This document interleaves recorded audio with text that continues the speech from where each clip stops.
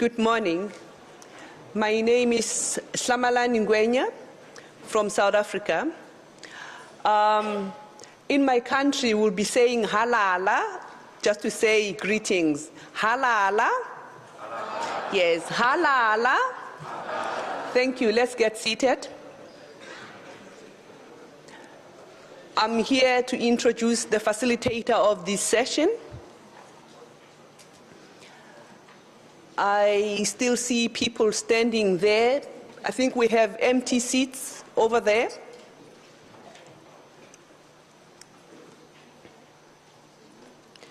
The facilitator of this opening session is Dr. Shadrach Moipuli. He is the President and the Chief Executive Officer for the Agricultural Research Council in South Africa. He is also a chair of this symposium and the member of the advisory panel. Over to you. I think he needs a big round of applause and encouragement.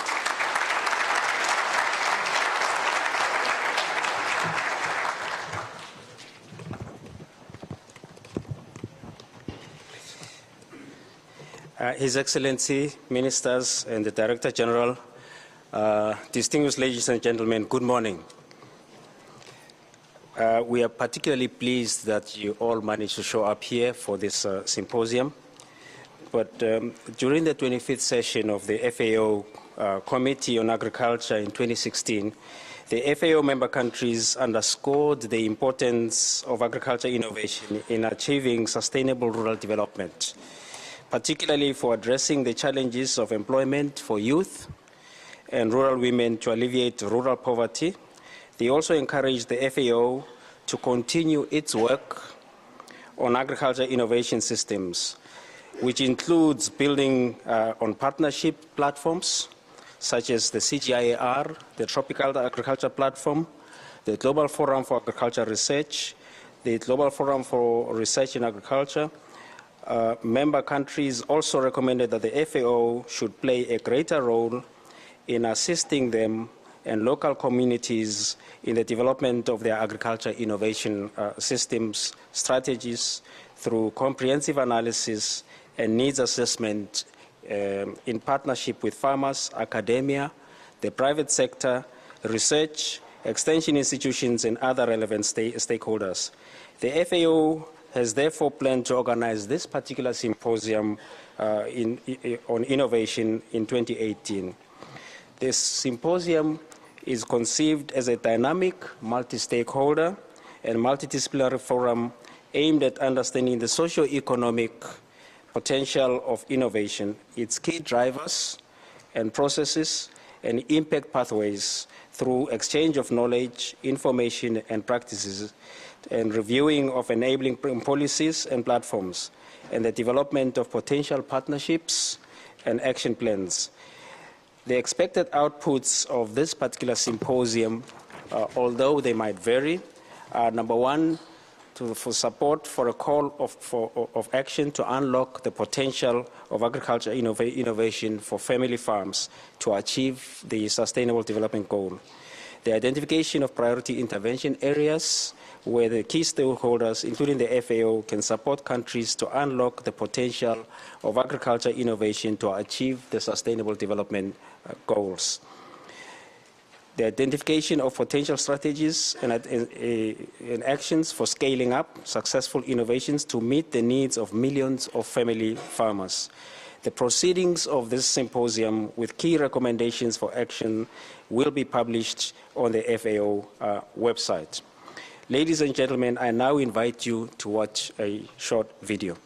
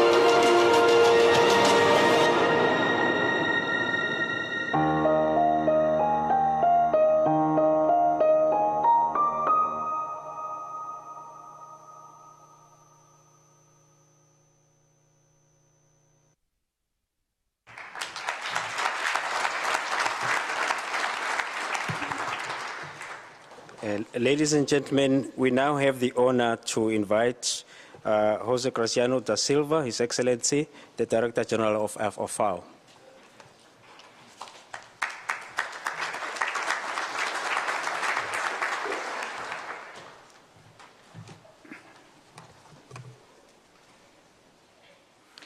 Dr.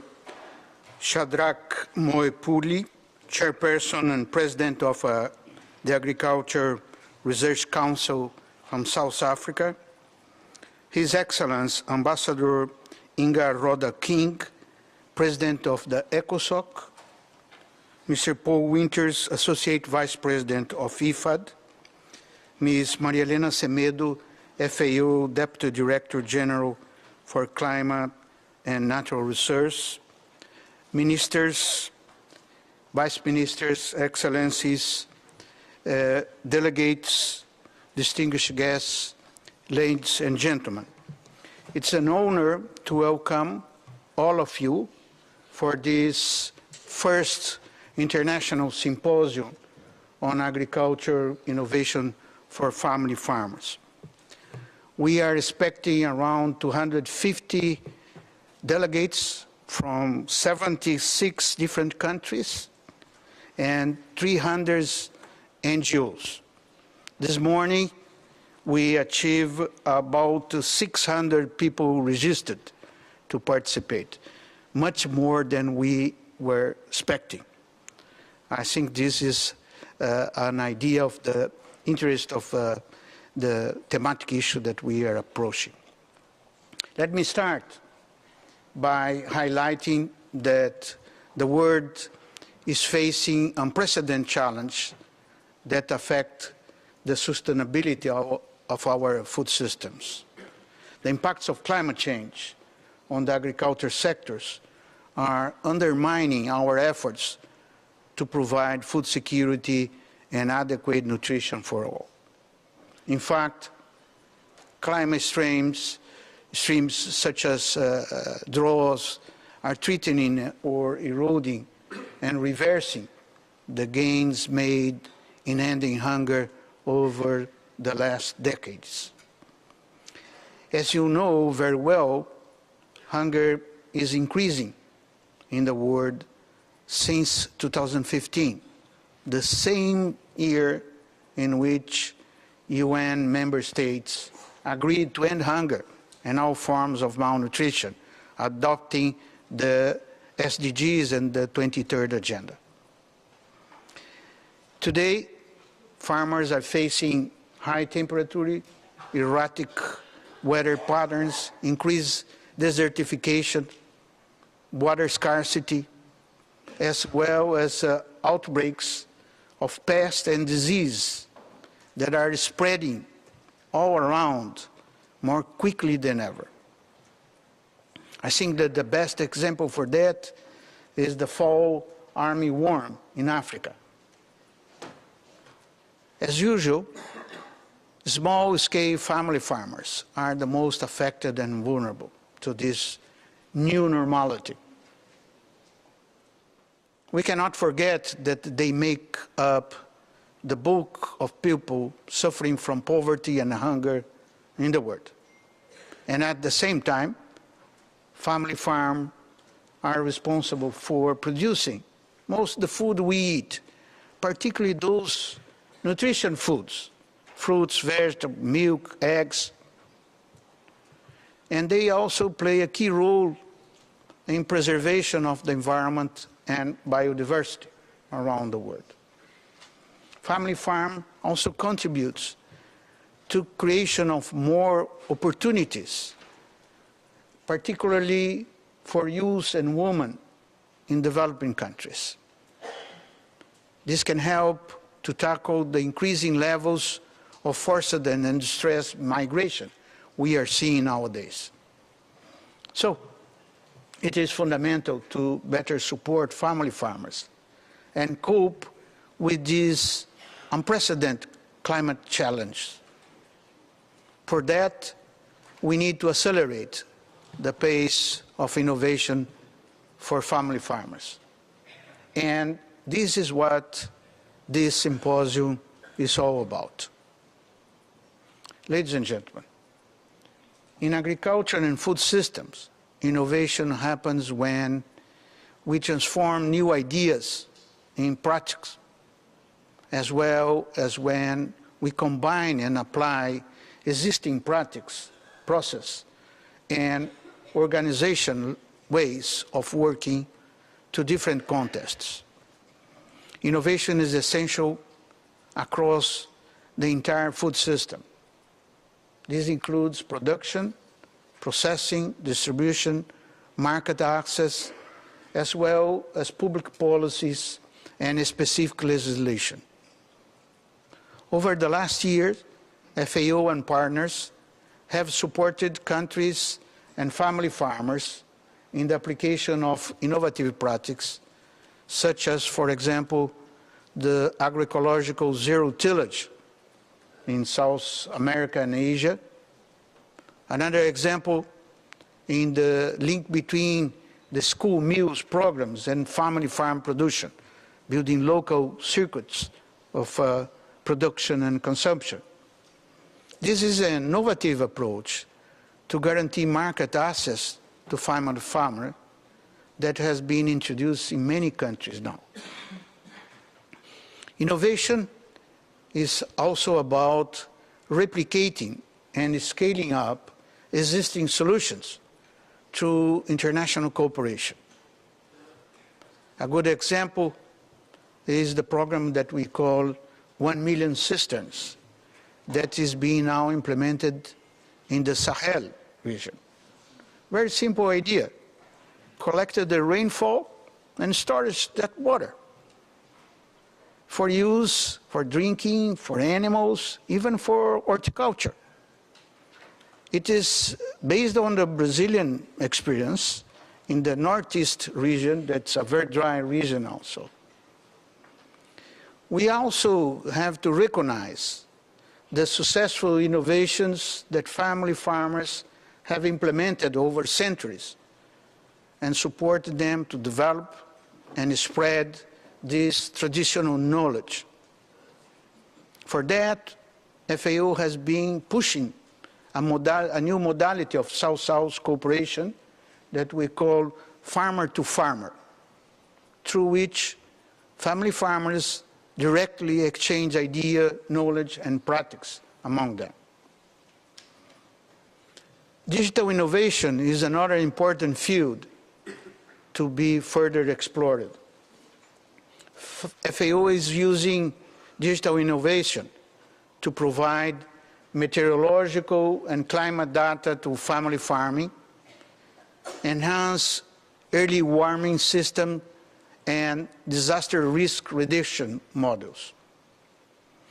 Innovative technologies such as drones, satellite imaging, remote sensor, mobile applications are also important, especially when we use to prevent transboundary pests and disease in crop and livestock production in lifetime. Ladies and gentlemen, the UN Secretary General has emphasized the need to integrate innovative technologies to achieve the Sustainable Development Goals. FAO has heard this call to innovate in the UN system.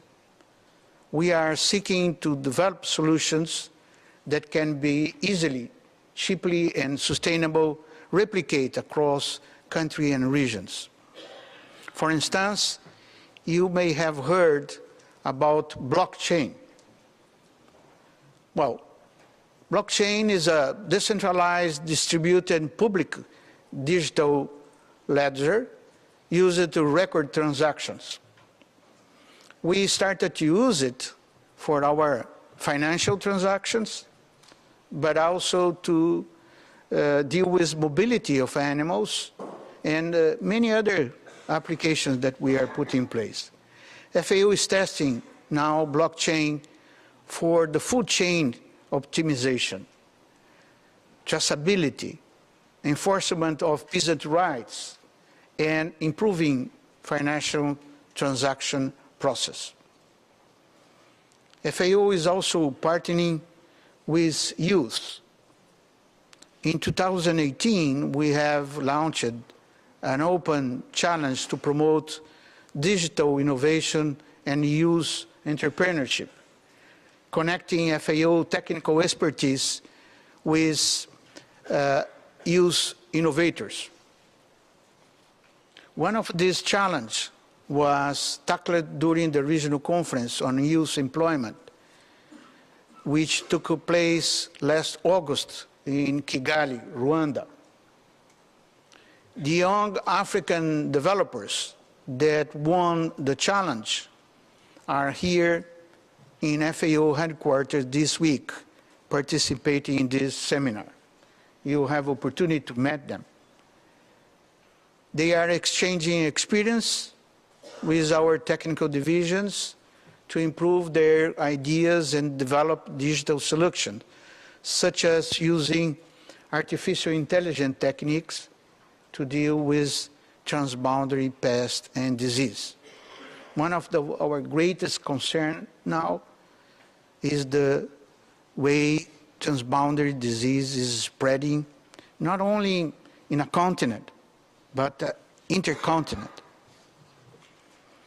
FAO is also working with the private sector. Google, Telefónica, España, Unilever, and others are our partners now, helping us to leverage the tools and research of these companies in order to enhance impact on our programs. Ladies and gentlemen, this symposium gathers diverse stakeholders to share their knowledge and unlock policies, programs, and business models. We need to increase our understanding on the innovation drivers and process. We also need to unlock for concrete solutions, identify priority interventions, and develop strategies to scale up successful experience. This is very important as we are about to start the UN Decade of Family Farmer next year. This will last from 2019 to 2028. We hope that we will be able to have a conference here in FAO headquarters on the Decade of Family Farm in May. We'll keep you informed. Let me express my appreciation for the financial support provided to this symposium from the European Union, Canada, United States, France, Italy, and IFAD. Through this financial support, we have managed to bring nearly 125 delegates, many of them representing family farmers organizations from developing countries. Let me also highlight that the FAO and the government of Switzerland have launched an International Innovation Award for Sustainable Food and Agriculture. The call for nomination for this award is now open. You can find more information available in our website. To conclude, I wish all of you a successful deliberation during this symposium. And let me make a final call. Let's innovate. This is crucial for implementing the Sustainable Development Goals. Thank you very much for your attention.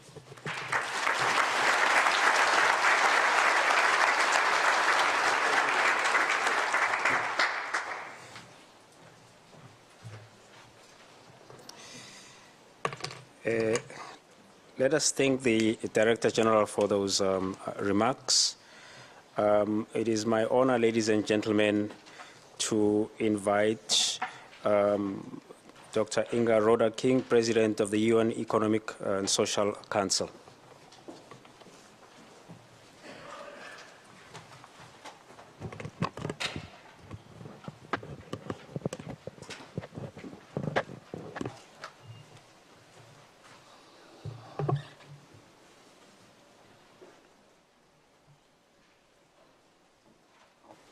Thank you, Chair, Director General, Excellencies, distinguished delegates, ladies and gentlemen.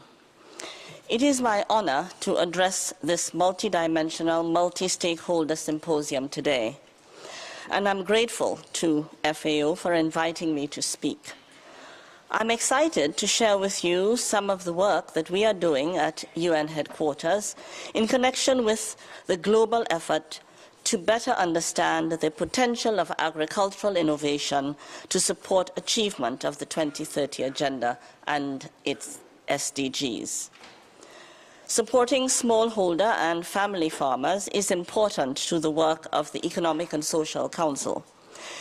It is also an issue of priority for the General Assembly, where a resolution on agriculture development, food security and nutrition is currently being negotiated.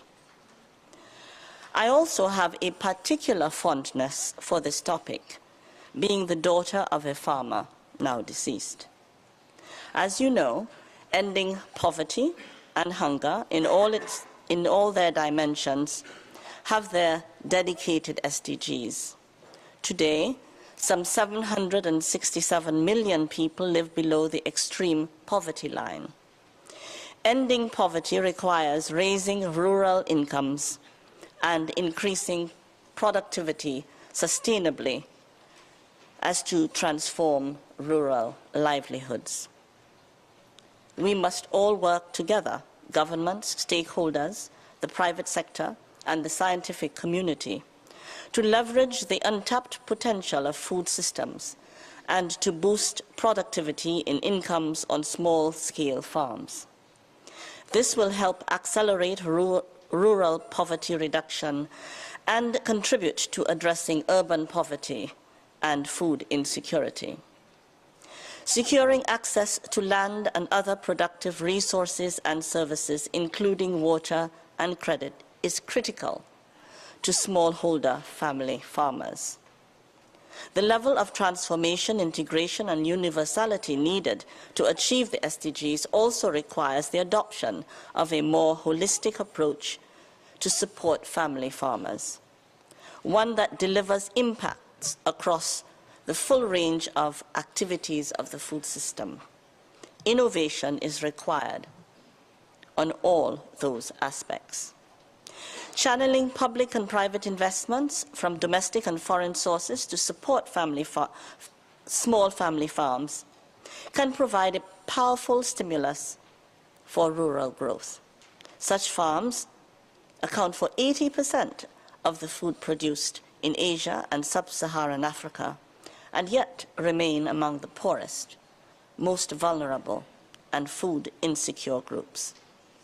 More investment is also needed for agricultural cooperatives by providing them with easy access to affordable finance, rural infrastructure and irrigation, strengthened marketing mechanisms, access to appropriate risk management instruments, and support for the participation of women and youth in economic activities. To achieve the Sustainable Development Goals and effectively adapt to the context-specific climate changes, we need investments in research and development. But we also need education so as to empower and better serve the needs and demands of family farms in the context of local food systems. Building on the real issues faced by local communities and including their traditional knowledge in the establishment of innovative solutions will increase the sustainability of interventions. Promising examples from Asia and Europe demonstrate locally appropriate, cost-effective solutions that deliver across the multidimensional targets of Sustainable Development Goals 1 to 6 and 13 to 15. Community-managed seed banks, alternative protein sources for feed, integrated cropping systems, water saving and irrigation techniques, integrated pest management, and a continued attention to maintaining diversified habitats constitute practices that have proven their value in terms of yield, ecological and social sustainability. Research and development needs to be enhanced and take account of the needs and knowledge of family farmers. Ideally, they should be engaged in the quest for innovative solutions. We also need to conduct research jointly with effective and demand-driven extension and rural advisory services. This is critical to ensure that agricultural technologies respond to the demands and needs of family farmers and smallholder producers. Locally adapted modern machinery is equally important. While ICT holds potential to attract the younger generation, in many instances we need more data to confirm its impact. Meanwhile, traditional means such as radio, including community radio and printed media, still go a long way. National and subnational governments remain the key players in the implementation of sustainable agriculture and food systems in line with the 2030 Agenda and the Paris Agreement. Innovating for family farmers and addressing the factors that impede transitions to diversified agroecological systems must become a higher priority. We must also draw the attention of global forums to innovating for family farmers. The Economic and Social Council is at the heart of the United Nations systems to advance the three dimensions of sustainable development: economic, social, and environment. It is the central platform for fostering debate and innovative thinking, forging consensus on ways forward, and coordinating efforts to achieve internationally agreed goals. It is also responsible for the follow-up to major UN conferences and summits. The High-Level Political Forum on Sustainable Development, under the auspices of ECOSOC, organizes the follow-up and review of sustainable development commitments and aims to mobilize intergovernmental panels and platforms such as the Committee on Food Security to support the process of policy coherence, review, and lesson sharing on the Sustainable Development Goals, notably those related to agriculture and food systems. ECOSOC and the HLPF can help achieve the level of integration required among agricultural policies, environmental policies, social policies, and economic policies.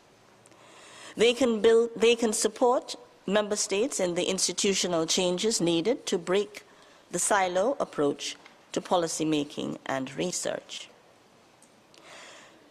Technology alone cannot provide answers to global challenges nor empower family farmers. But it can increase options and make it easier to deploy effective solutions. It is essential to ensure that technology serves the poor, aims toward inclusive development, and is used to enable people to deal with risks and vulnerabilities. To leverage technologies and innovation for building sustainable and resilient societies, efforts must be locally contextualized and driven, and use of technology and innovation must be inclusive. As part of the technological facilitation mechanism mandated by the 2030 Agenda and the Addis Ababa Action Agenda, ECOSOC hosts an annual collaborative multi-stakeholder forum on science, technology, and innovation for the Sustainable Development Goals, known as the SDI Forum. It is expected to provide a venue for facilitating interaction, matchmaking, and the establishment of networks between relevant stakeholders and multi-stakeholder partnerships in order to identify technological needs and gaps, also in order to facilitate dissemination of relevant technologies for the Sustainable Development Goals. The SDI Forum would be the ideal mechanism to leverage the outcomes of this symposium and scale up innovation initiatives through the interagency partnership already in place. I am keen to learn more about your successful innovations at this symposium and explore ways to scale them up through the SDI Forum and related mechanism. I thank you for your attention.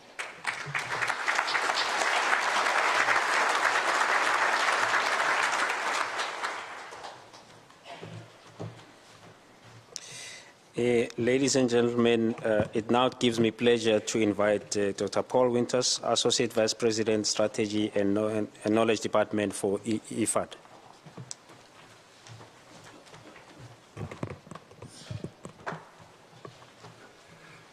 Thank you. Director General Graziano da Silva, President King, Dr. Mafuli, Ms. Someda, distinguished guests, Your Excellencies, good morning. The coming decade will determine the shape of global and national food systems for generations to come. It is an evolving food system being affected by a number of ongoing changes. Urbanization and greater affluence is leading to a diet that includes more meat and dairy, fruits and vegetables, and more processed foods. Structural and rural transformation are altering the food system and changing the role of agriculture, shifting agriculture from a direct employer to a driver of economic growth in rural areas. The digital revolution is, as the World Bank notes in its recently released World Development Report, changing the nature of work, allowing for food production that has scale without mass. The recently released Intergovernmental Panel on Climate Change report highlights the threat climate change now poses to agriculture, in particular the production of crops. Keeping these ongoing changes in mind, we must take actions now to shape global and national food systems.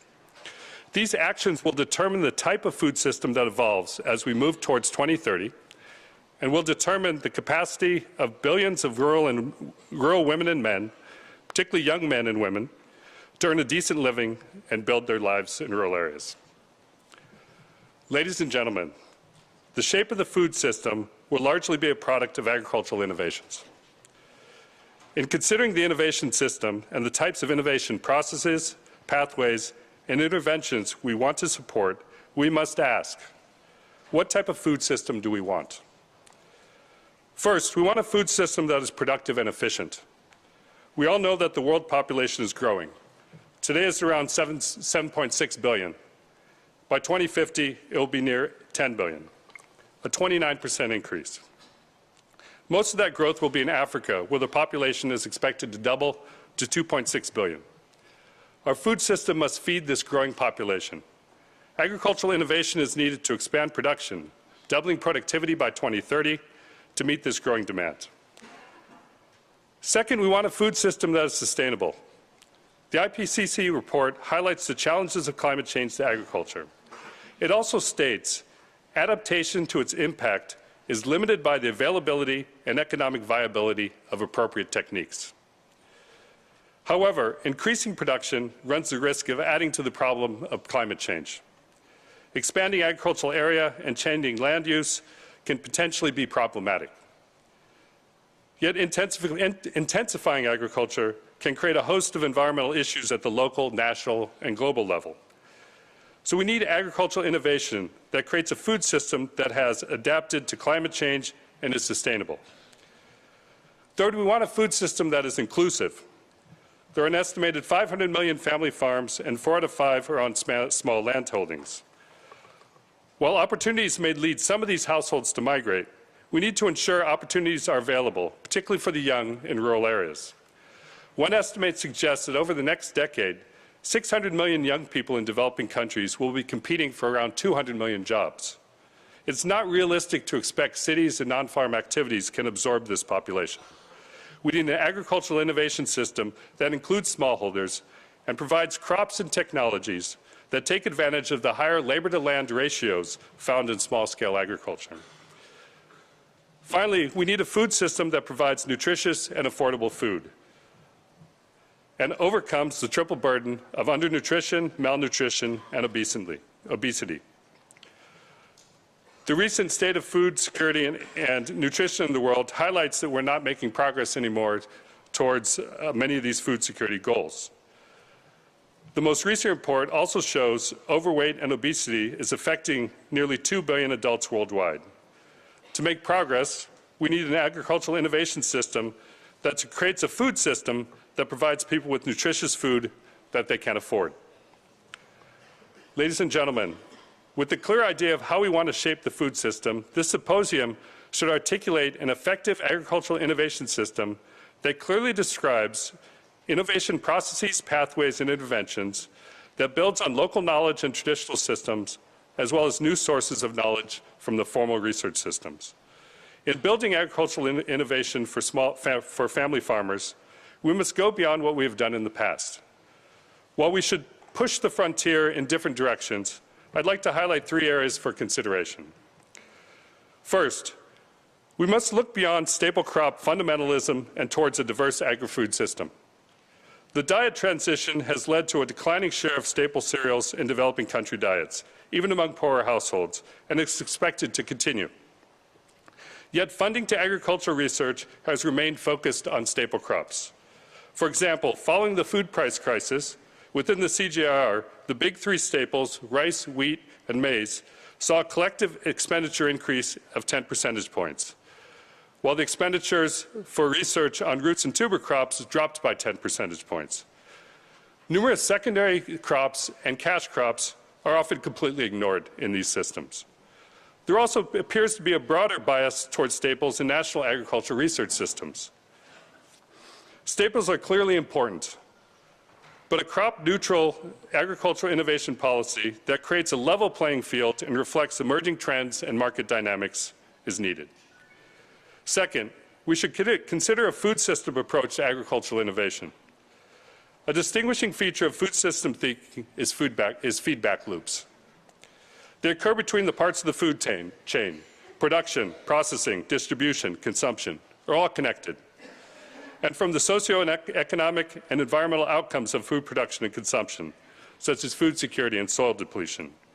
A food system approach requires that innovation consider the importance of post-harvest activities, overall sustainability, the role of food system in providing nutrition, and the link between the overall food system and on-farm activities. The food system approach suggests an agricultural innovation system that considers farm-level innovations within this broader context. Third, we must look to strengthen national agricultural innovation systems. Recent United Nations reform have called for the strengthening of our country presence and a shift towards greater action at the national level. Agricultural innovation systems should do the same and increasingly foster innovation systems at the national and regional level, building off the strengths of existing international agri-research system. Ladies and gentlemen, we must shape the global and national food system for generations to come. Our agricultural innovation systems will play a critical role in doing this. Each year, the International Fund for Agricultural Development provides millions of dollars in grants to research for agricultural innovation from our own funds and those from others, including the European Union. We also invest in rural areas and take those innovations into our projects. We will look for ideas coming out of this symposium so that we can play our role in using innovation to shape the food system. Only through being proactive can we use innovation to reorient our national and global food systems, support inclusion and the success of family farmers, so that we are able to sustainably meet the nutrition needs of the future and help end poverty and hunger. Thank you.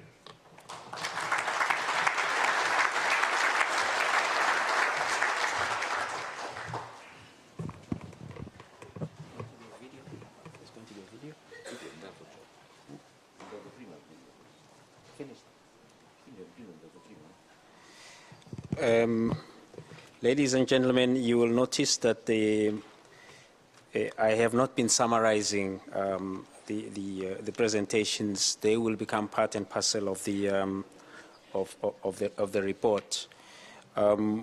We will now wait for a 2-minute, I think, video that talks to the logistics of the room. and then we can break for 5 minutes.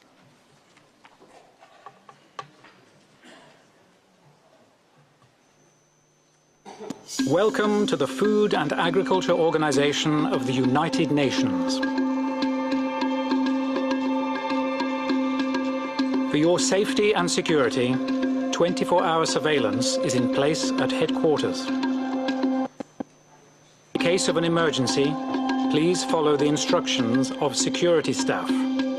Please make yourself aware of the main exits and fire exits. Maps are posted on all floors, indicating the closest emergency exit. To report an emergency, please use one of the phones located throughout the building and call 35 for security reception, 33 for fire emergency, and 30 for medical emergency.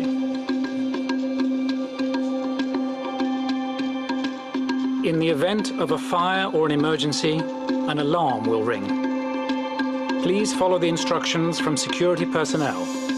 Follow the signs to exit the building and go to an emergency meeting point.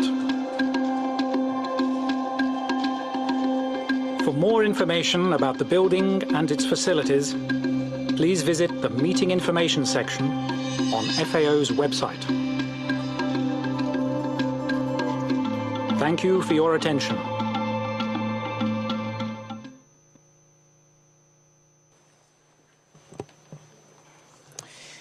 Okay, ladies and gentlemen, we will now move on to the next plenary session, which is about setting the scene, the potential of agriculture innovation for family farmers in achieving the Sustainable Development Goals. It gives me a great pleasure to introduce the chair of this next session, His Excellency Mohammad Hussein Emadi, the Ambassador and Permanent Representative of the Islamic Republic of Iran to the FAO and Chair of the FAO Committee on Agriculture.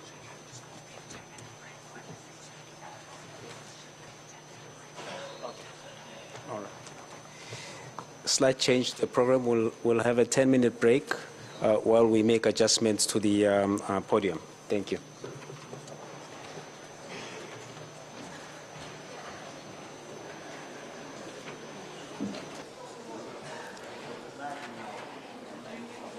Thank you, ladies and gentlemen. Our apologies for that loss of time for a little while.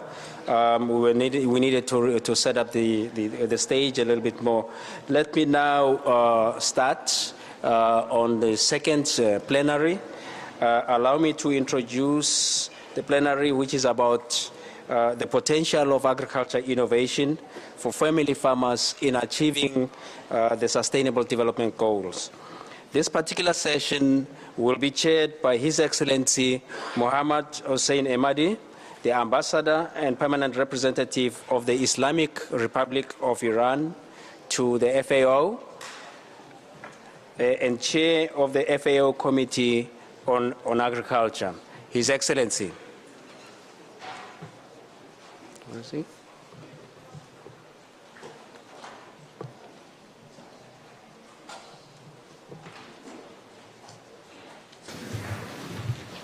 The floor is yours. Thank you very much. Thank you, sir. Thank you.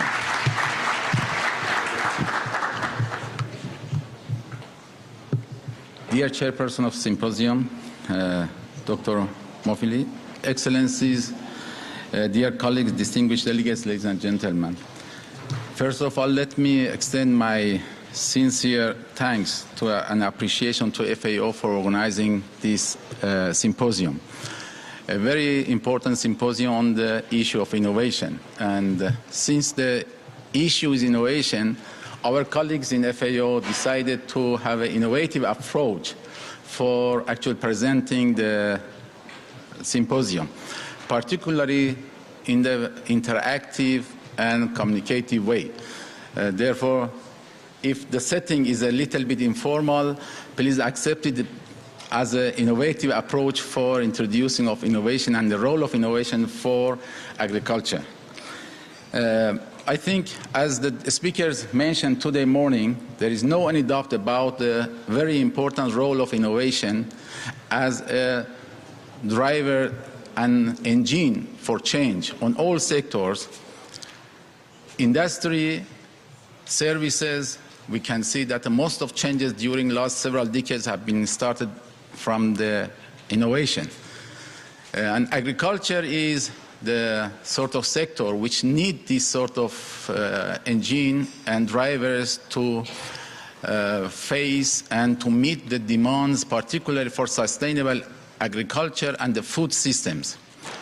This symposium all over about the same things, that how can we unlock the barriers, how can we accelerate the process of innovation to foster the agricultural and food system development. And this symposium setting is in such a way to have the voice of all partners in an equilibrium way in terms of gender, in terms of age, in terms of sectors, in terms of geographical location, and in terms of the level of innovation, not just technological innovation, but also policy innovation, institutional innovation, which can help agricultural sector to serve the poorest of the poor and the small, medium farmers all over the world, which are billions of families of farmers. Therefore, the role of this symposium is very important. And of course, we need to have a new approach, interactive approach, to learn from each other, to learn from the experience, past experience and present experience from south to north, north to south, and to find out which approach can we adopt and how can we benefit from innovation to accelerate the process of change in the food system to be much more sustainable and match demand and meet our demands. Therefore, I think in this session of symposium, we need first to have a sort of plenary discussion and type of different views from different point of view and from different geographical location and stands. First of all, I think it's better to listen to FAO to find out what is the expectations and what is the viewpoints of the FAO regarding the innovation and role of innovation to unlock the problems and facilitate the process. Now I invite Mrs. Maria Helena Semedo, the Deputy Director General of FAO, to give us a briefing about the viewpoints of FAO and how can we actually accelerate this process from the point of view of FAO. And then I will talk about the panelists one by one and introduce them and putting them in the right setting. Thank you very much. Mrs. Semedo, the floor is yours. Thank you, Ambassador.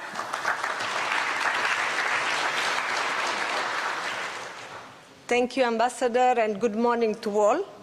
Again, welcome to this first International Symposium on Agriculture Innovation for Family Farmer. And as the DG said this morning, we are very pleased to see so many different stakeholders groups present here today.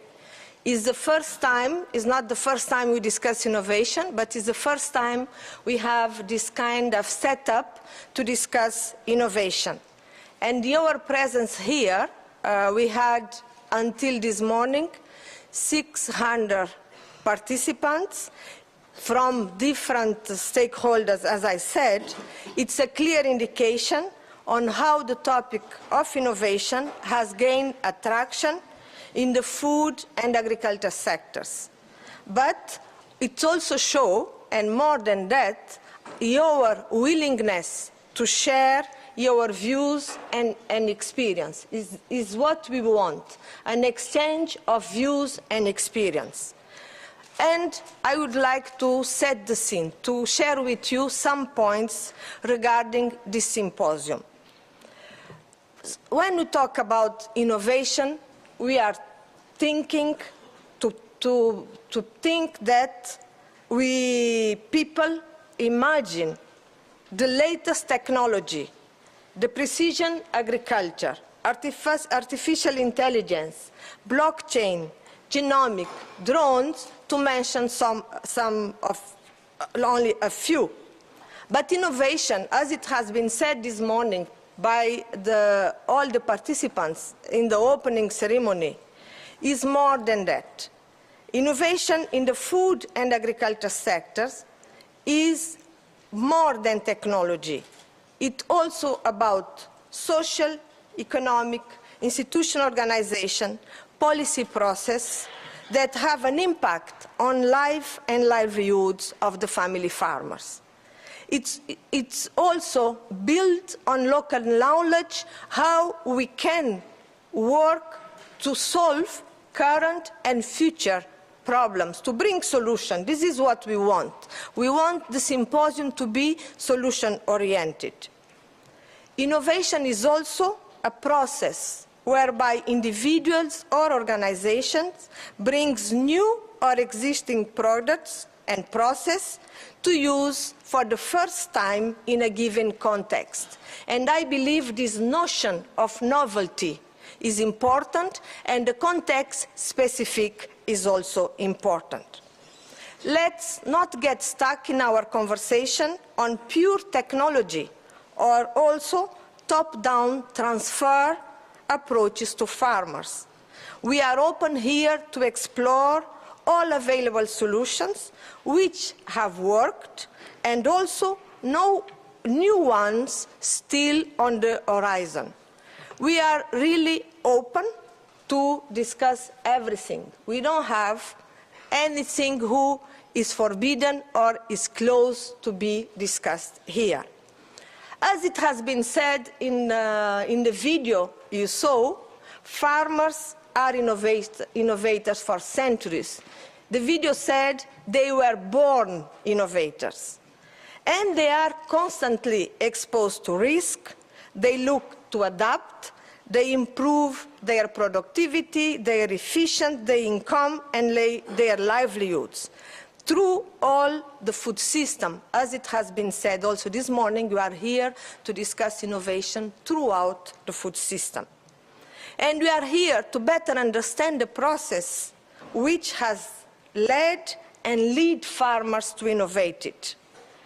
We aim to exchange knowledge about successful innovations, learn from them, and explore ways to replicate and scale them up, ensuring their access to millions of family farmers.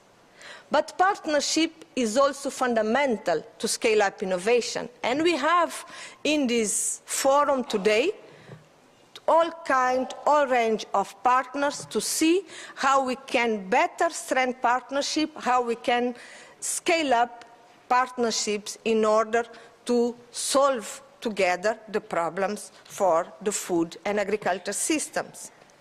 Innovation, as I said, it also has to be seen in a given context. What works in a situation may not work in another situation. And this is sometimes the risk of failure because it functions in Asia, we transfer it to Africa, it was successful there, it has to be successful in Africa, but not. We need to see the given context. But we also are here to talk about failures. And don't be afraid to talk about failures. From failures, we learn even more and ensure that they won't be replicated in the future. As Ambassador Amadi said, this symposium we want to innovate. It's designated to be interactive. It will be organized through plenaries and parallel sessions. It will be facilitated by two very experienced facilitators. We are happy to see all stakeholders represented here. We have government representatives, farmer organizations, civil society, research and academia, as well as the private sector. We try to bring also a diverse list of speakers. I think we'll be very pleased to listen to them. They are from different backgrounds, they are from different age range, they are from different geographic nationalities, and they are here to share their experience with you and to listen to listen from you. We'll be having a diverse style to be in a way that will be more interactive, will be closer to the audience. And let me just give you an idea how the symposium will be structured. We'll be having 3 segments. The first segment on sustaining and catalyzing innovation. We'll be looking into the main innovation actors, understand their contribution in the innovation process and how they can be improved and scale up. The second segment is on empowerment for innovation. We'll then divide into the mechanism to optimize the innovation process, replicate and scale up successful innovation to reach the millions of family farmers. And the segment 3 on unlocking the potential of innovation. We look into practical solutions to drive successful innovation through effective decision-making, new partnership, increasing access to markets, and how the private sector could further accelerate this. We would like, and I think strongly encourage you, to have an open and frank exchange of views and experience, and invite you to think outside the box, outside your comfort zone. And we expect concrete suggestions on what are the key drivers of innovation, how can we promote innovation, how can we scale up and replicate success to reach the millions of family farmers, and what are the roles and responsibilities of key actors.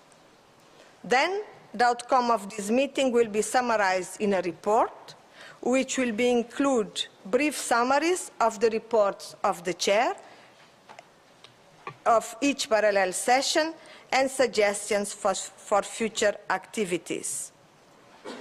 We also have, in parallel of the symposium, a number of exciting events, and I invite all of you to attend because they will be also innovators. We will have this afternoon the Innovation Fair, where we'll be showcase 20 success stories from all across the globe. We'll have a special event with chefs and family farmers. You will be seeing some chefs here in the audience.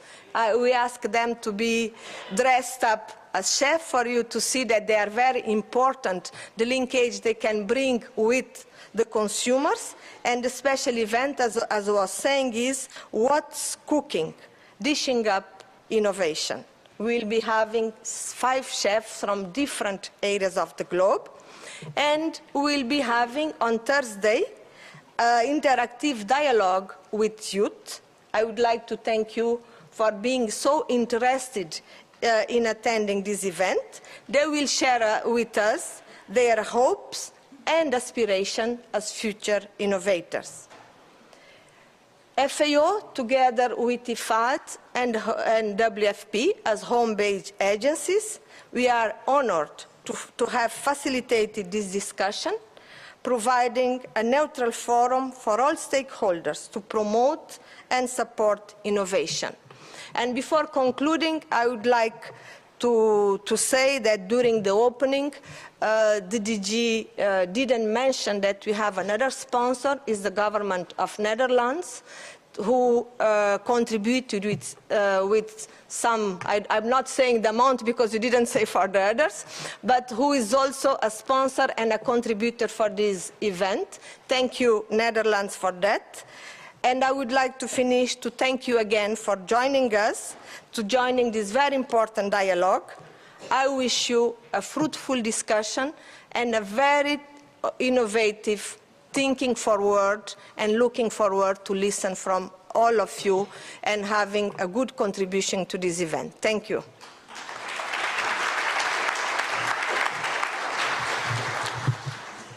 Thank you very much, Maria Elena. Thanks for briefing and thanks for giving us oversight about the process, the procedure, and the settings of this session and the panel.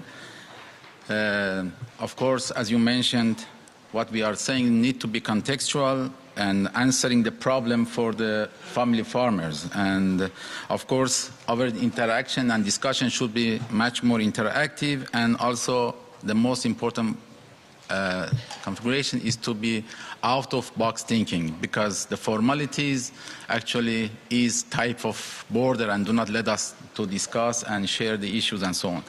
Now we start with the panelists. We have 5 panelists, and the procedure is every panelist have 15 minutes to share their experience with us, and then after finishing we have about 20 minutes for interactive or some questions which raised by our distinguished participants. The first panelist is Professor Anil Gupta from India and the founder of Honeybee Network India. I remember the first time that I approached his idea and his work was about 21 years ago. And his words was very ambitious and very sort of idea making for me. I remember his words at that time, which I read it and I mentioned in some of my books and papers, which is minds on the margin are not the marginal minds. And it shows that how the small farmers can be creative, although they are marginalized, but they are playing a very active role on the process of innovation, in the process of the sort of innovative approach and changing the agriculture. Professor Anil Gupta is from the Institute of Management, Ahmedabad, and after retiring recently and at the IIT Bombay. Mr. Gupta is also the founder of Honeybee Network, as I mentioned, and the name of Honeybee also is full of meaning. Maybe he will discuss about it, why he called his network Honeybee. It's full of meaning from the small creature, but very, very creative and very sort of effective insect.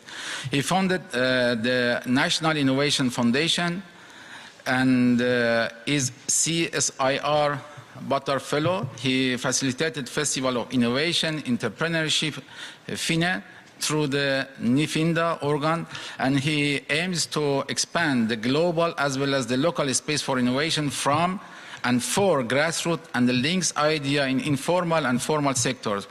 He holds a PhD in management, and he will tell us, actually, I think, the best example that how the small farmers in the south can be innovative and how can we actually unlock this process to bring and give them more space and the more ground to the small medium farmers to play more role on the agricultural innovation.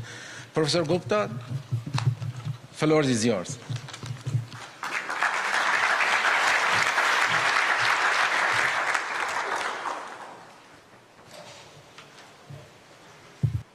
Good morning, friends. Creating an empathetic innovation ecosystem is the purpose why we are all here.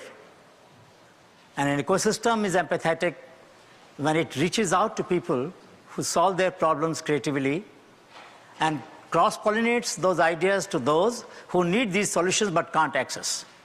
There's a huge transaction cost in connecting people who have solutions and people who need solutions.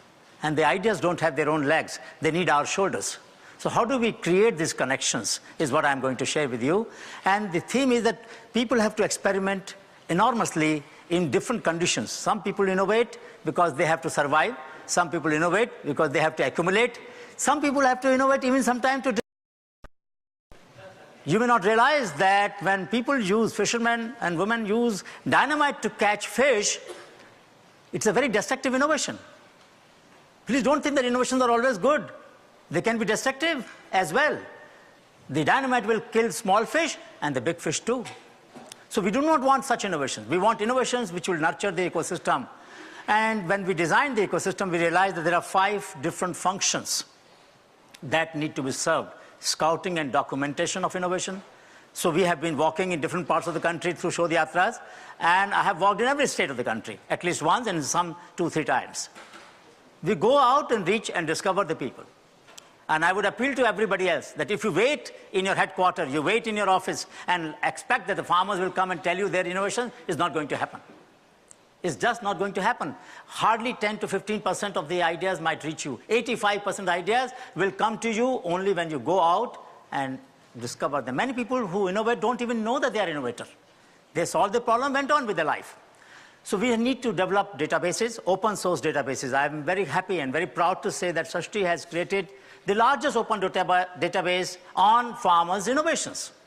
You go to sristi.org, there are 10,000 innovations there, no password required, no ID required, just download, use them, experiment them, share them. We realized many times that many villages in our country did not have computers. So we found a solution. You have on one side USB, on the other side you have micro USB, which you can connect to the phone, because we have 900 million phones in our country. So you can transmit this data to a phone. Now with a phone, entire database in your hand in the village. So the dissemination, we have to be as innovative in dissemination as in scouting. Value addition in design, product development. Unless we link the formal science and the informal science and technology, the knowledge will remain as it is. To give you an example, once we were walking in one part of India, Gujarat, Kutch, and after half an hour listening to me about why pesticides can harm the environment and why we should try to use herbal pesticide, one farmer got up and said, Professor Gupta, now we understand what you are saying. I said, what am I saying? You are saying that all those plants which animals don't eat are source of herbal pesticide. Why animals don't eat? Because they are bitter. What do we need to control pests? Bitterness. Why do you buy?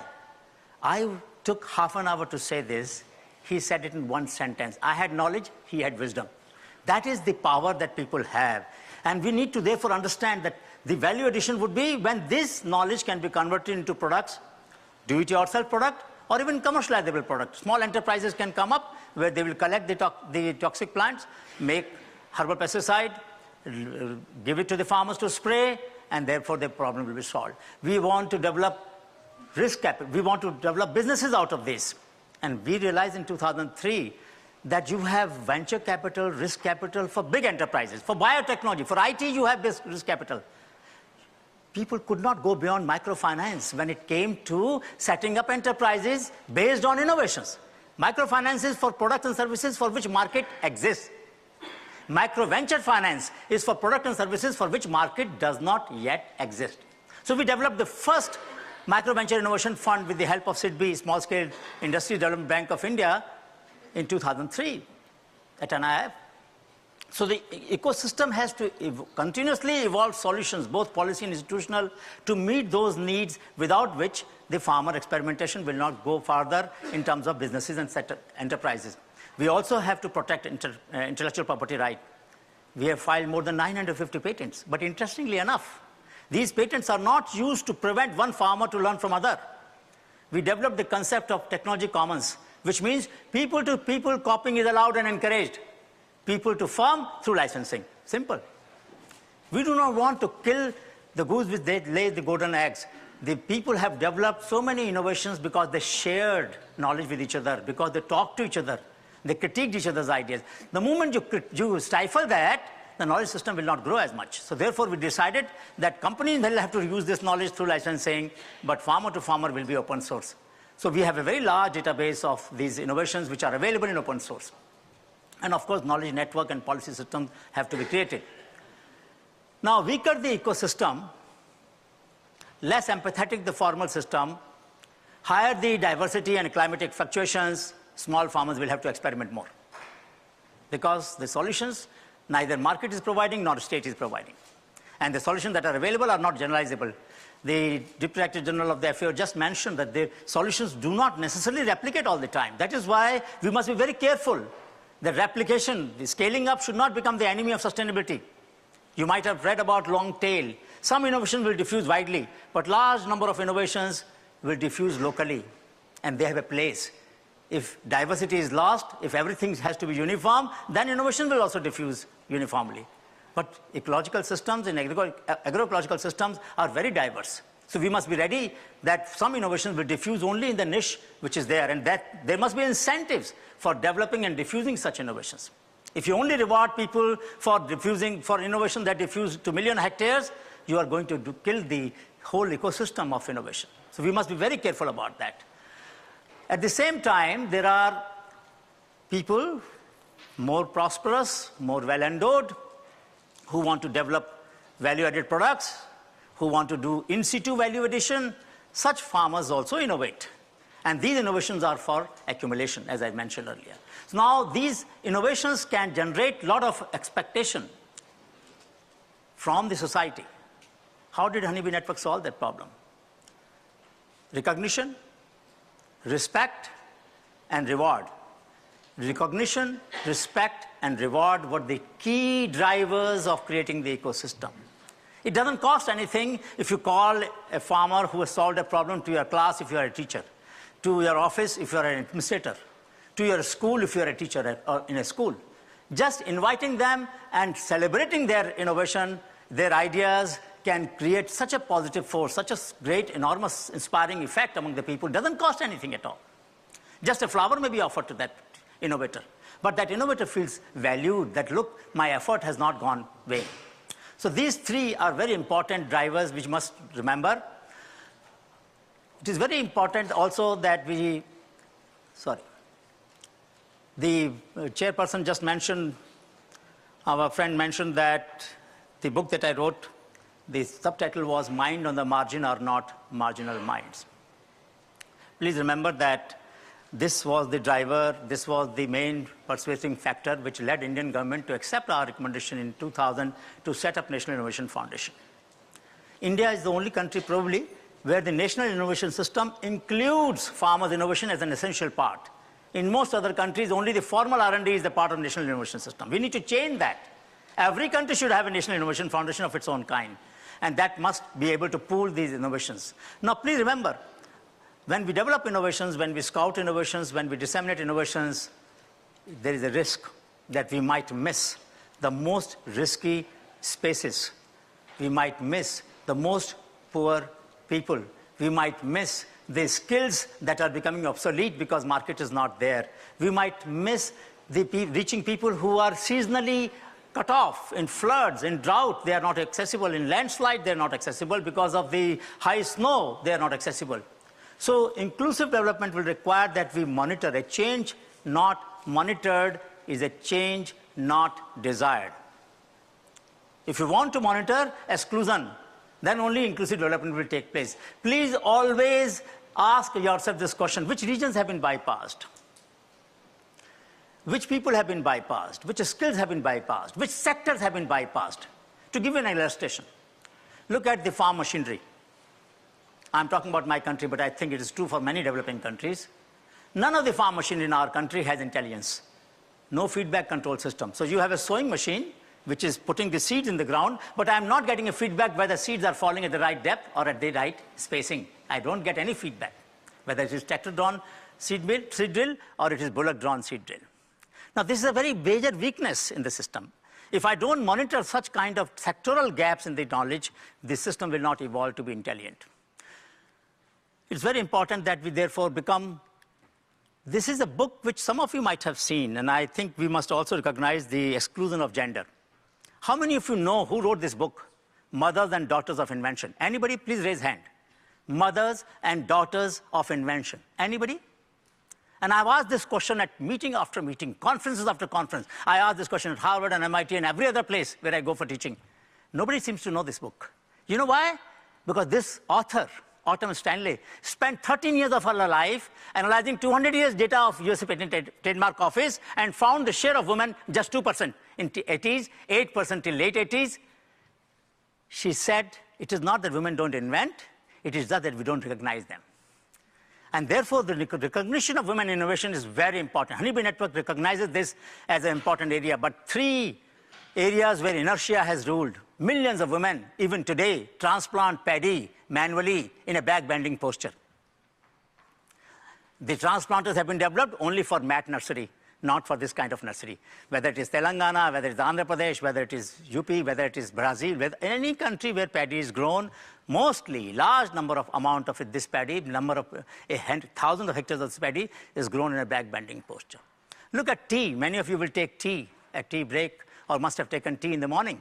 The lady who plucks the tea leaves from the bushes has to pick up and put it in the basket behind like this. And she does it not 1 or 2 times, she does it 2,000 to 3,000 times. You do it yourself and you will realize pain in your hand here and here. Nothing has changed. For 150 years, the tea leaves are being plucked like this. The stove, 10,000 years ago, our ancestors developed a very simple system of cooking, putting 3 stones and the fire and a utensil on the top of it. We are still using the same stove. It hardly has 14% combustion efficiency. That means 85% energy goes waste. You double it, women have to walk half the distance. You treble it, they have to walk 1/3 the distance to collect the firewood. So there are problems that we have learned to live with. And this must change. How does it change? The driver for change comes from a beautiful word in our language called as samvedana. There is no equivalent English word. Empathy is a close relative, but not exactly. Samvedana means, sam means equal, vedana means pain. When I experience your pain as intensely as you feel it, it doesn't remain your pain, it becomes my pain. When I try to get over that pain, then the creativity that emanates is from samvedanshil creativity, empathetic innovations. So it is very important that we must suffer, voluntarily suffer, the problem that farmers face so as to be able to think along the way they think. That is why we walk in different parts of the country. In summer, we walk to the hot places. In winter, we walk to the cold places. Idea is that we must experience the pain that people face so that we can think about solutions that they need. This is what Sashti decided to embody its philosophy. Give me a place to stand and I will move the world. We think that there is a power that women's creativity had. This book was written in 1898. 1898. This lady became a widow at the age of 14. She wrote this book, collected 2,080 solutions for solutions that people can develop themselves, do-it-yourself technologies for self-employment. But we don't know her. And I'm sure such authors exist every part of the world. I'm sure there must be in Iran such people who have documented the irrigation system. Iran has underground irrigation systems for miles and miles, Qanat system and many other systems. They have been developed by the traditional communities for a long time. There's no modern technologies have not developed any substitute for that. But we don't recognize that, unfortunately, and that is the problem that we suffer from. Now, sometimes innovations cross the boundaries of language, culture, spaces. China, we have a very strong network in China. With 70 countries, we have network, but China has the strongest honeybee network outside of India.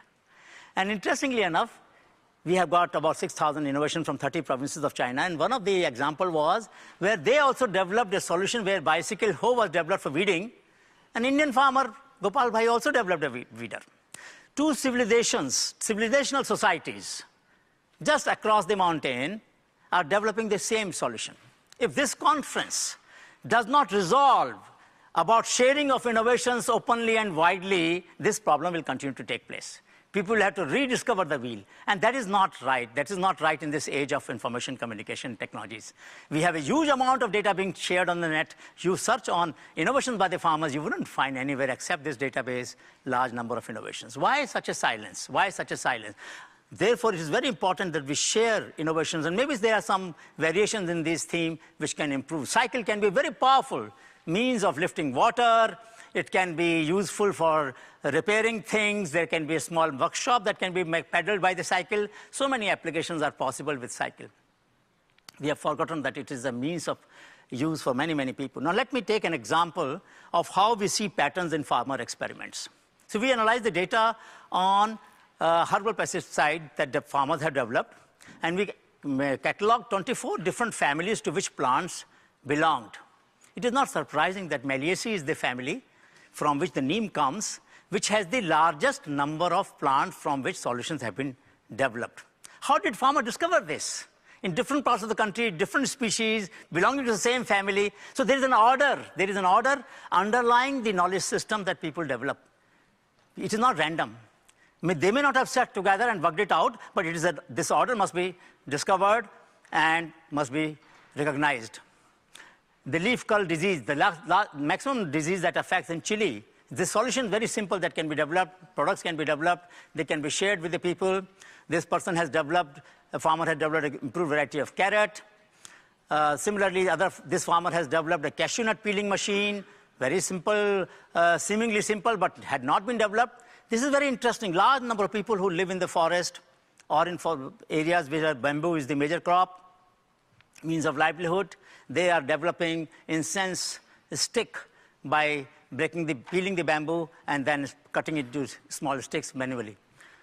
This is the triangle I want to draw your attention to, because in 1997, when GYAN was set up, we realized a major problem. The problem was innovators did not know where the investor is. Investor did not know where the entrepreneur is. The connecting innovator, investor, and entrepreneur became a very major problem. All the three did not know each other. And there was no platform to bring them together. That is why we created GYAN as the first incubator of our country, probably in the world, for grassroots innovation. Because we thought that somebody has to close this gap. So every country will have to create such platforms which will reduce the transaction cost of potential investors, including high net worth individuals, entrepreneurs, first generation entrepreneurs, as well as entrepreneurs who want to diversify, and of course, the innovators. We organize traditional food festival every year. Last year, 70,000 people came in 3 days. People earn 3 to 4 lakh rupees in 3 days. What is the purpose? The purpose is that farmers and consumers must come face to face. And I was very happy when Deputy General mentioned that there are going to be chefs here from different parts of the world showcasing this knowledge system. But you know, this is such an important area which can help solve not only agriculture and food issues, but also nutritional issues. Large number of edible weeds have provided nutrition to poor people. We have not recognized it. But if we recognize that those weeds are easy to grow, no fertilizer, no pesticide required because they're hardy plants, but they meet nutritional needs very well. So therefore, we must think of new ways of solving the nutritional and other problems. We cannot just rely on 5 or 7 crops and think that we can feed the world continuously by only concentrating on those crops. This is a platform we created for pooling projects by the students. So this Techpedia.in has 200,000 engineering projects. I wish such a database is created for all agricultural technologies, all agriculture student projects, so that we can build upon these ideas and create collaborative thinking. Our president gave award for this in the March. This is a very interesting example, thanks to USAID support. JKUAT in Kenya, Nairobi, and Srishti partnered to transfer 3 technologies to Kenya. And we are very happy that the first order for 20 small tractors came just a few weeks back. These 3 innovations required a lot of adaptive research. So originally it was a motorcycle-based plowing machine, which became a small tractor through multiple trials. And it is not just that this innovation succeeded. The Kenyan Bureau of Standards, KEBS, did something that I couldn't get it done in India so much. They recognized the importance of the innovation. They said, well, if this innovation has to diffuse, it must be regularized. It must be regulatory agencies must approve it. Regulatory agencies will not approve it unless there are standards. So they created standards for it within 4 months. After standards, it can be registered. After registration, banks can give loan for it. After giving bank for loan for it, it can replicate. So the whole chain, policy chain and institutional chain, had to be developed, and they did it with great alacrity. Last point that I want to mention is that children are a very important source of innovations. We organize idea competitions and look for innovations. Sneha suggested an idea of multi-purpose tool. Sea buckthorn is a very useful berry. It increases the supply of oxygen at high altitude. It grows in Ladakh at about 12,000 feet. Designed a small suggestion, how to uproot the tapioca. A school child is giving this idea. All these ideas are coming from children. How to collect the flowers of mawa trees so that you can make nutritious pudding out of it. So what is the way ahead? The way ahead is this triangle. Way ahead is to understand that women have very creative solutions even in the kitchen. There is a 4-stage harnessing system for heat. You dry wood on one, secondly you dry fuel wood, then you dry cheese and meat, and for storage, and then you fumigate the seed. 4 layers of heat harnessing in the kitchen. None of your kitchens will have anything beyond the gas stove that you have. All the heat goes into atmosphere. So there are very important solutions conceptually and empirically which women are developing, which we must solve, which must address. All innovations will require supply chain. Supply chain will make these solutions affordable, accessible, and available. There is no point in affordability if it is not available. There's no point in availability if it is not accessible, if I can't buy it. So we decided to create this global model, G2G model, we call it grassroots to global.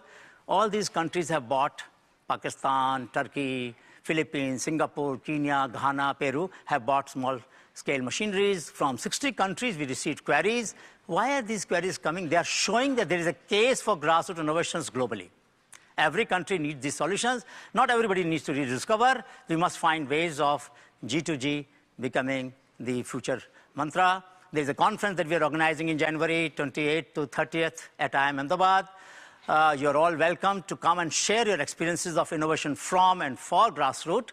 The Shodh-Yatra that we do, I would wish that every country start this process of walks in the villages to look for creative people. That is the only way in which I can argue we will be able to find these innovations through the country, and we will also be able to understand how the diversity of innovation manifests itself.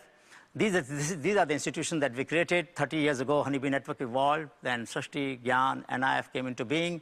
And let me close by saying that creativity counts, knowledge matters, innovations transform, and incentives inspire, but not just material incentives, also non-material incentives, recognition, respect, reward, not just individual incentives, but also collective incentives. Thank you so much. Thank you so much. Thank you. This is for me. Thank you so much. And this also you can keep it. Yes, thank you. All the data basically. Thank you very much, Professor Gupta. I think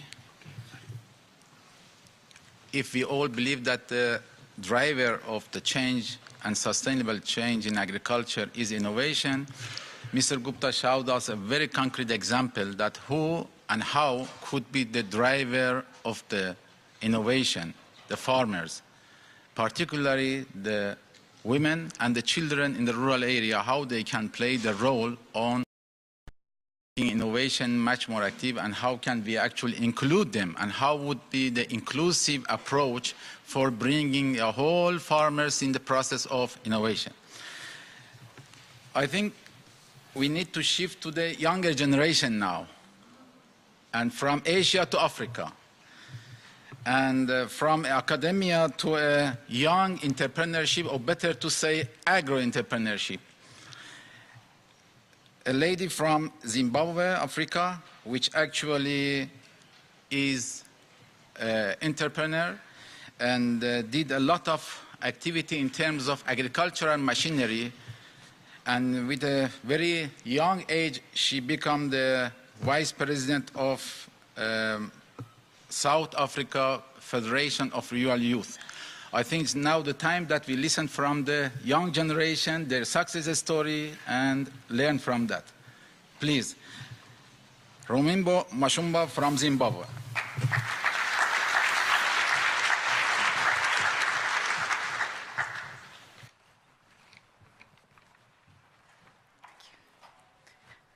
Good morning. Good morning, everyone. It's such an honor to be here and to share with you my story. So I grew up in the capital city of Zimbabwe, in Harare, and my father worked in the city. My mother worked in the rural areas. She worked alleviating HIV in marginalized communities. She would come home on Friday nights and then sit down and tell us about the lives of the women that she worked with. I remember how she would say how these women's lives were being transformed. I remember thinking to myself, you know what? When I grow up, I also want to change at least one person's life. When I was 14 years old, my father bought a farm, and I moved to the rural area near the farm. The school was an agriculture-based school, and whilst I was at the school, I got to understand the communities that were around the school. The women who in the community would wake up at around 3 a.m. They would go and plant their crops using hands. The whole process was actually very manual and very intensive. During harvest, they harvested by hand, which was a very, very difficult process. And then they would take their produce and then they would sell on the side of the roads. A lot of the times you find that all the produce that they had, or at least majority of it, would go bad because they had no cooling facilities. And also they had no idea of what the market required. So they would they would sell their produce sometimes for even less than how much they bought it, how much they used to grow the crops. This was the life that they knew. And when I grew up, I just had this idea that, so farmers in Zimbabwe are pretty much the lowest end people in the community in terms of economic empowerment. At the school I went to, which was an agriculture school, there was an opportunity to study agriculture at diploma level. I remember I went back home and I said to my parents, what do you think if I study agriculture? I really have a passion in me to change the lives of rural farmers. And my parents were like, you know what? You can do anything you want as long as you put your mind to it. So the only hurdle was that it was 90% of our graduates were all men. And to make matters worse, there was no uniform for women. There was only the boys' uniform. So that's the uniform that I had to wear, which, of course, everybody teased me because I was wearing the boys' uniform because there was no girls' uniform made for the course. For induction, he had to swim in the slurry, which was horrible because you're trying to here every single day for a whole week. But because the boys teased me, it pushed me to want to prove them wrong.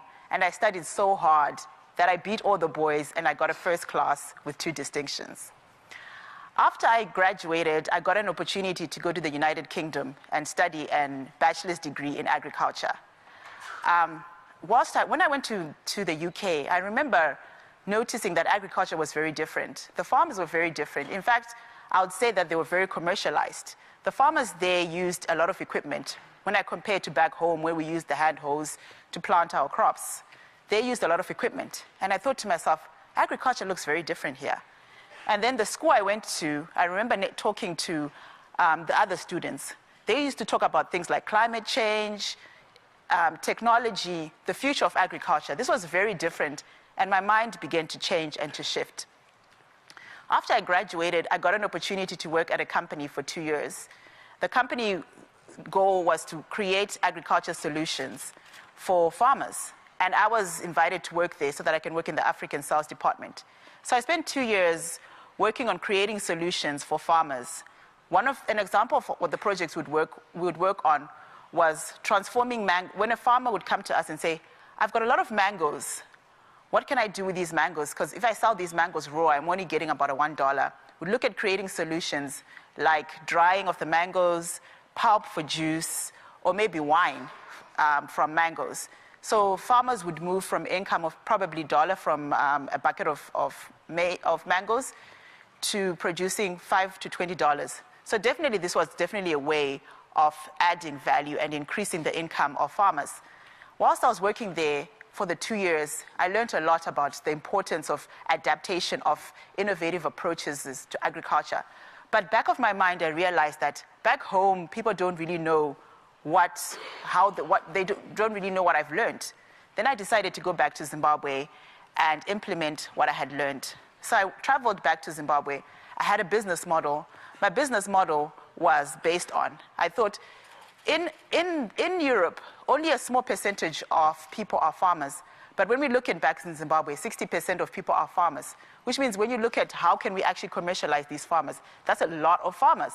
Then I thought of an idea of a model farm. So I thought of, if I develop my farm and make it a model farm, then I'll have people around my community coming to learn from me, people around my community being able to share equipment with me. So that I was so excited about this idea, I went back home and I wrote a business proposal, and I went to the bank with my business proposal. So I remember walking into the bank and I met the bank manager, and the first thing he asked me was like, how old are you, miss? And I said, I'm 25 years old. And he said, to be honest with you, young girls like you should just be married and having children. This is not really a role for women. And I remember feeling very demotivated, and I went back home. But this was a continuous statement I always heard. A lot of people say, women are not really, they never say it sometimes directly, but sometimes they would, that, you know, you're a woman and you're not serious. You're just going to do this for a short time and you're going to stop. And it was very difficult. But I managed to get a little bit of funding from my family, and I started a small project with market gardening with the community. But I wanted to develop further from that. So then I approached a company that was looking for farmers to grow crops to export back into the European Union. And it took me 1 year to get the contract, but I got the contract. When I got the contract, I started working with farmers in my community on our 4 small projects. Whilst we're working on the small projects, I decided to myself that in order for me to grow, in order for people to realize the work we're doing, we needed to get more information from other organizations. So that's when I joined the local farmer organization that was in Zimbabwe. And at the farmers organization, I started participating in the various events that were offered by the farmers organization. And they would come and visit the farm where we were working, and then they profiled me. And then my profile reached thousands and thousands of young people who were also keen and interested in agriculture.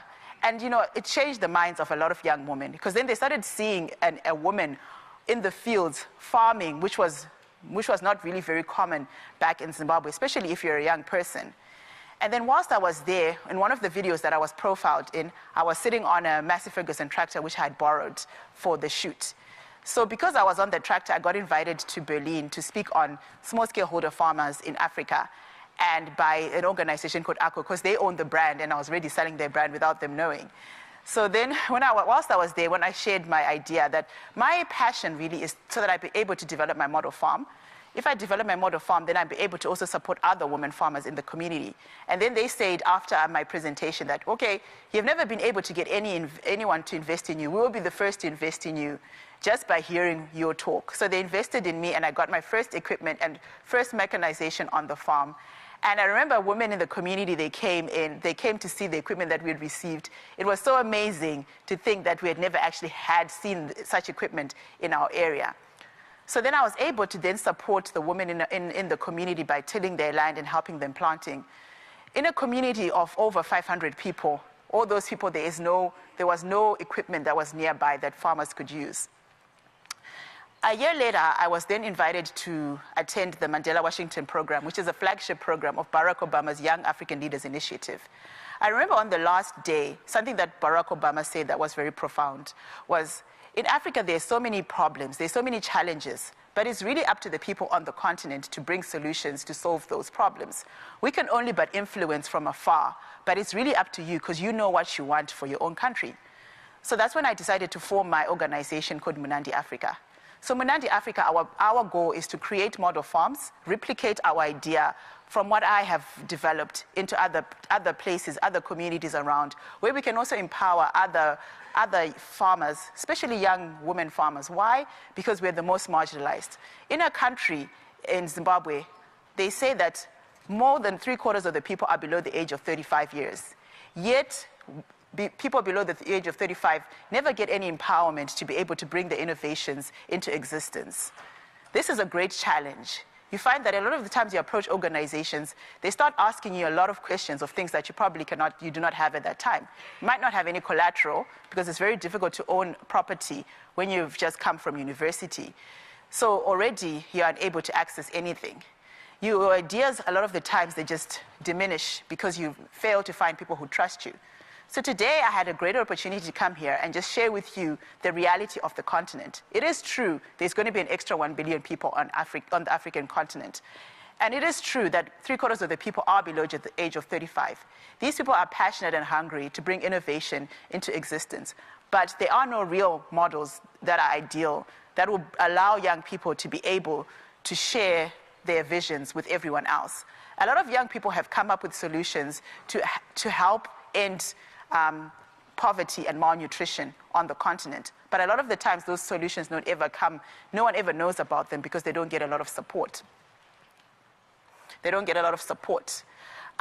This year we had our summit, and we were showcasing innovations for young farmers.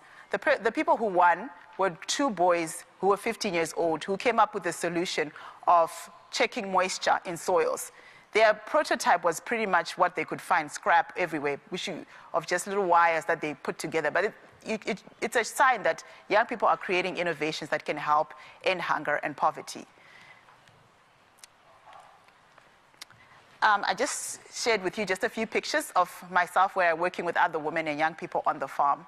This is our vision. So below, on the top there, is what we currently are on the continent. A lot of the times, farmers, they use hand hoes. They're tilling their lands with an ox or with a hand hoe. A lot of the times they sell their produce on the side of the road, but below is a vision of what I believe the continent will look like if we support a lot of young people bring their innovations into fruition.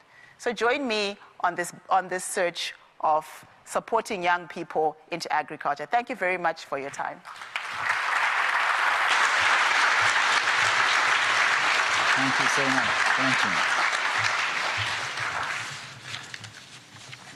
Thank you very much for several reasons. First of all, being a very good ambassador from young generation to this summit and to this symposium, and also showing us how the agricultural sector in general and how the innovation in the agricultural sector needs the new blood which coming from new generation.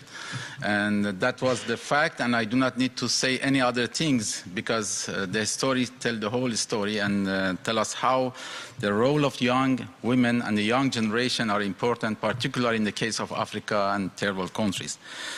Now I think we need to shift from Africa to Europe and to Rome, to Italy, and shift from the agriculture to the food industry.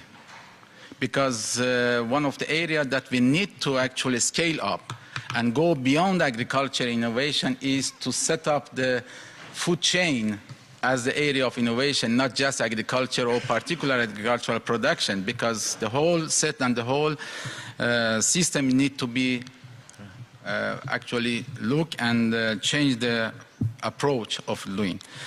Mr. Marco Gualtieri from Italy is the next speaker.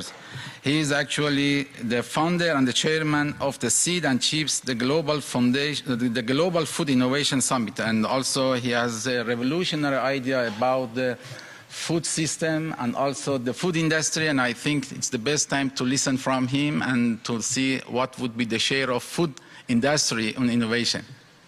Marco, please. Thank you.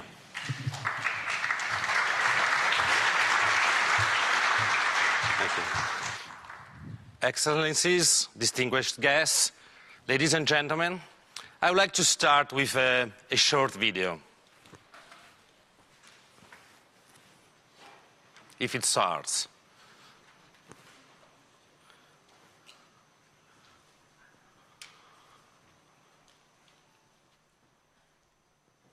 Here we are.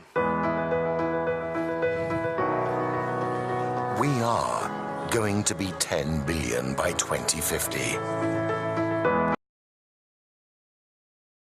Planet 4 degrees hotter. We are going to have more mouths and less food. We are going to have less land and more pollution. But we crossed oceans and we defeated diseases. But we went to the moon and we blossomed the desert. Because we are innovators. We are farmers. We are makers. We are dreamers. And we are going to gather and discuss, create and inspire minds and souls. Because we are feeding our future. So, Director General finished his speech saying, let's innovate. He just took words out of my mouth. So I decided to change and I say, come on. In this city, in 1972, was presented for the first time a report from the Club of Rome. The title was Limits to Growth. I was just born. A few years later, I was in my 20s. The Club of Rome presented another report. It was called Beyond the Limits. In the 50th anniversary of the foundation of the Club of Rome, just this year, a few months ago, they presented the last report, Come On. So, I don't want to talk about the climate change. I don't want to talk about what the food issues connected to climate change can do creating millions of climate migrants in the next years. I don't want to talk about the presentation that is not moving on.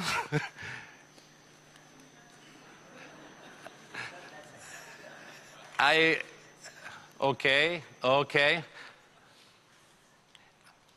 I don't want to talk about, it's moving. Anyway, all the things we know in these rooms. We know what we are facing. We know we are on delay. We know in this room. It's not the place to talk about this, but we never stop to talk about that. We need people to know what we are facing, not just to create a panic, just to know and to try to fix it. Because the good news is we can fix it. We have the tools to move. So many challenges we have, many issues we have to fix. It's completely crazy that 2 billion people don't have enough food or water. So what is happening in this building, in this room, I think is the first priority for the humanity for the next years, for the next decades. Food, we have to fix food and water issues, and we can do that. I'm coming here to share with you a recipe. We are talking about food, so let's talk about our recipe. We call our recipe for innovation. It's very easy. Probably it's not for you. It's a recipe we want to share with people that are not working on this on a daily basis. And it's very easy, with few ingredients. And if you think that how many different kinds of bread we can do with just few ingredients, this recipe has the same logic. Let's go to see which are the ingredients. First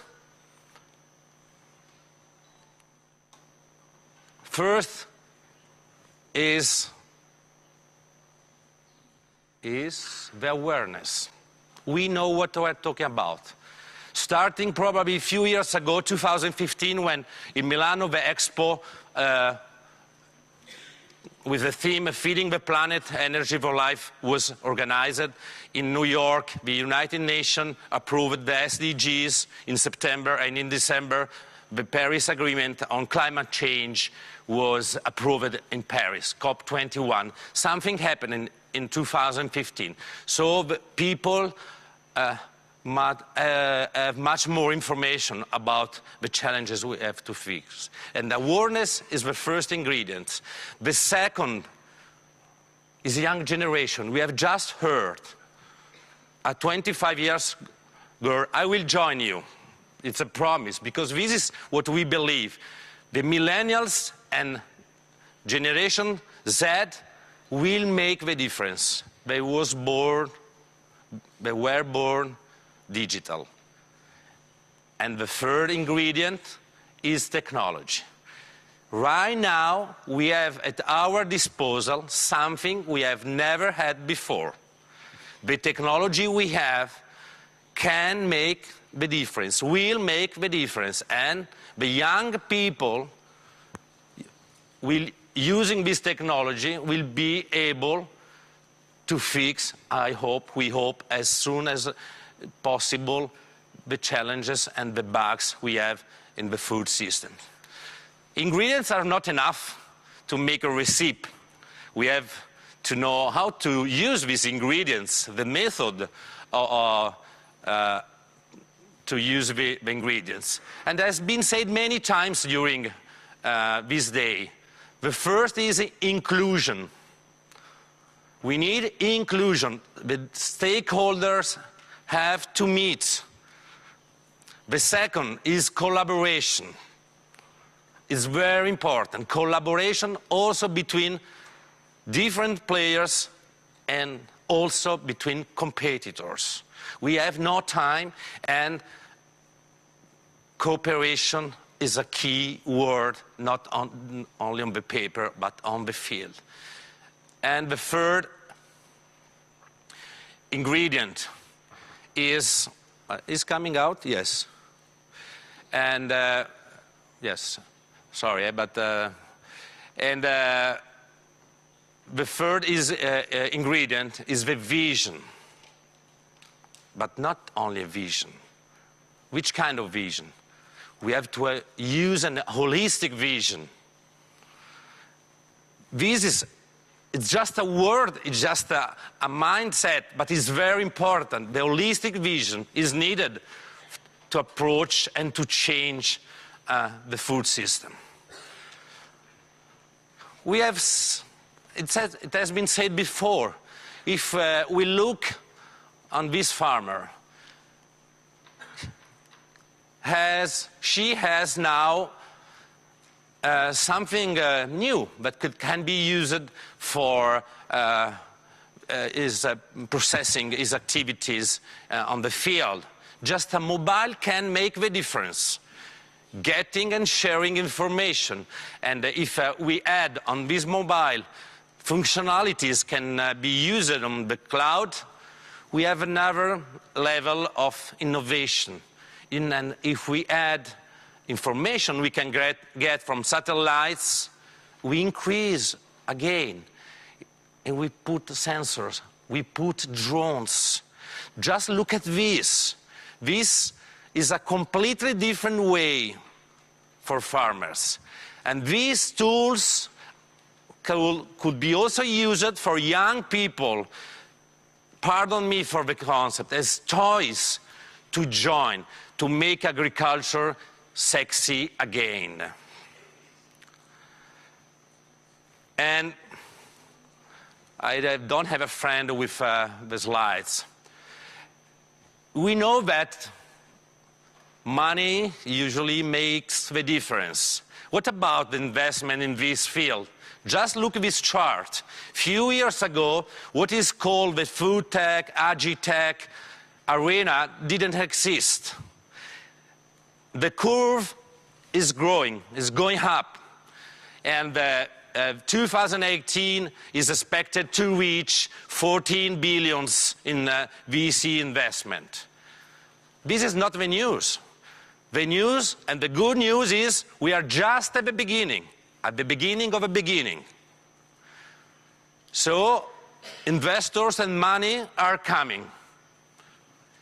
There is a lot of interest about that. Please see this video if it starts.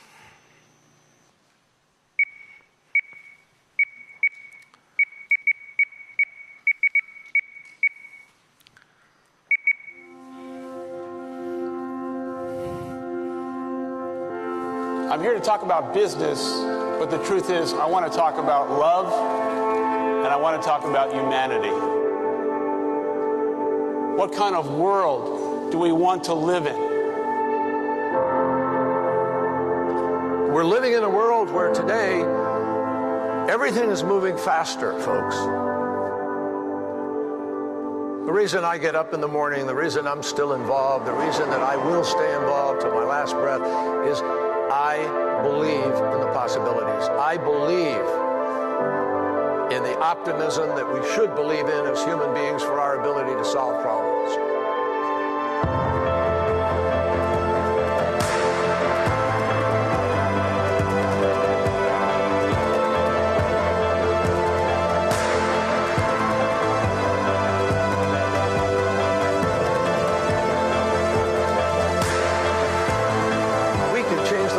Opportunity to make all the difference in the world if we harness technology correctly, if we make better choices as human beings.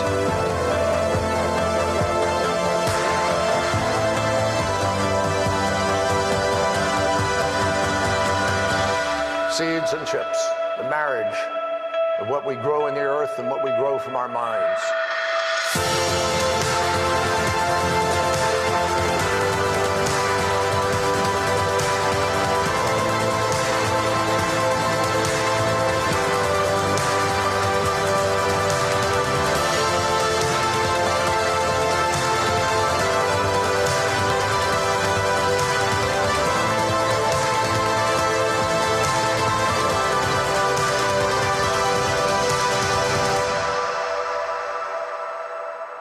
seems impossible until it is done. Let's get it done. Let's get it done. This was just to invite you, if you can join us in Milano on May. Otherwise, if we don't see you there, I hope to see you on the field. It was just the way we approach this theme. For us, young people are the leaders. Every session we have at Citizenship is opened by a teenager. So millennials are too old for us, but I'm kidding, obviously. And we bring solutions on the table, and we think that thanks to this generation, that the recipe, very simple, very easy to understand, we can fix the issues we have. Thank you very much. Thank you, Michael. Thank you very much. Thank you.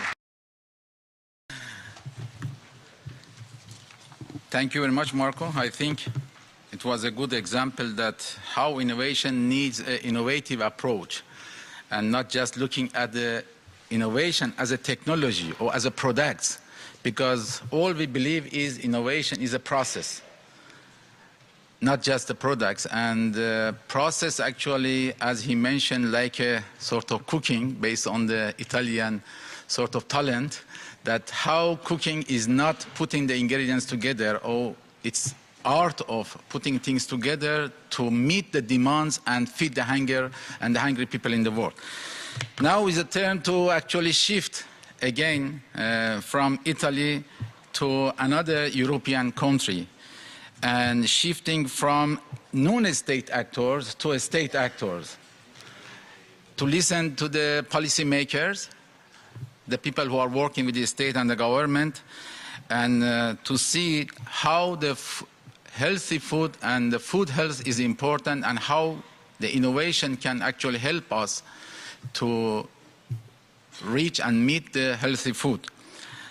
The permanent secretary of the Ministry of Agriculture and Forestry in Finland, Mrs. Jana Husu-Kallio, if I pronounce badly, please accept my apology, but this is the way that I read it, the alphabet. And she was the Director General of the Finnish Food Safety Authority, and in the meantime she was working with the European Commission. She worked in the Finnish Ministry of Agriculture and Forestry as the Chief Veterinary Officer, as the Director General of the Department of Food and Health. Now, the floor is yours, and we would be happy to listen from you and your experience and the state vision towards the innovation for healthy food. Thank you, Mr.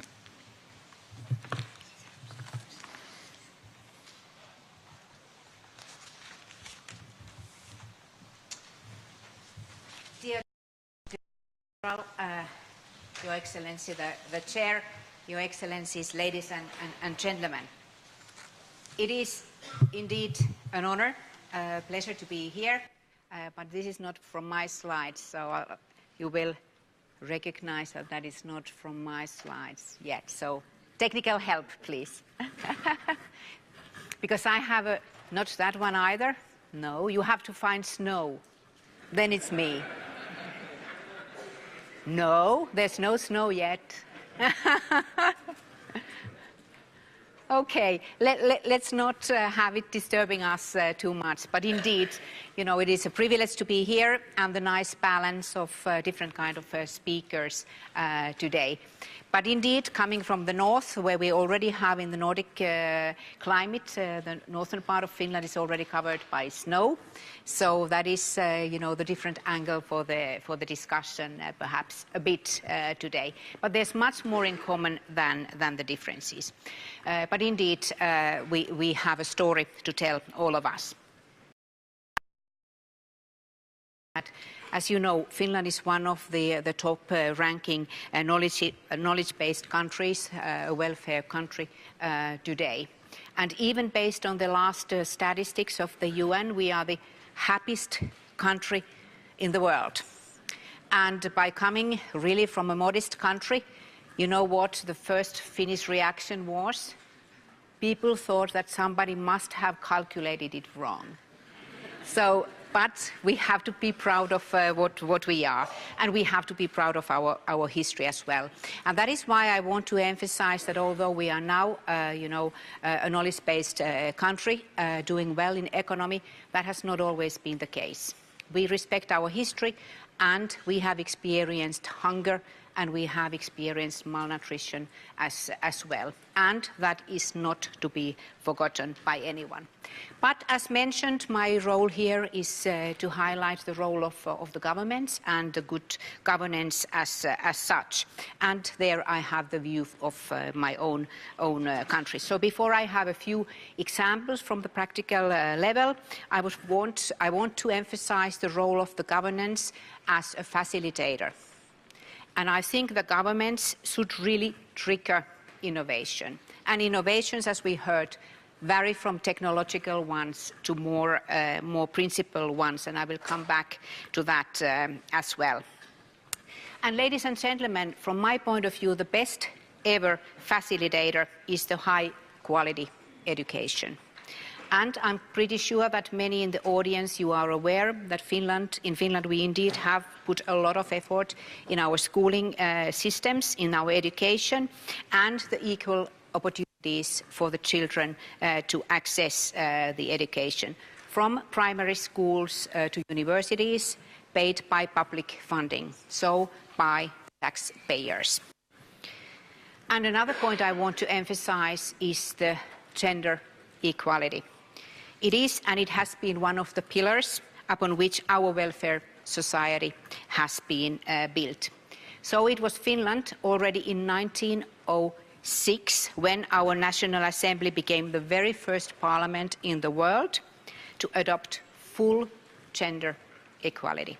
And I was very carefully listening to the talks, the previous talks, referring also to the role of women. So women indeed have a crucial role also in agriculture and also in my country. So in my country, women were the ones to feed the country during the war times. It was the women working in the fields and in the barns, but also in the forests. So building in our own experiences, the role and the education of women and girls is really the thing I want to emphasize. And if women are allowed to participate in the society at all levels, they are also much better able to start up business activities, also really through innovation. So, ladies and gentlemen, Finnish farming as well is still relying on small and medium-sized family farms. So the families own our farms.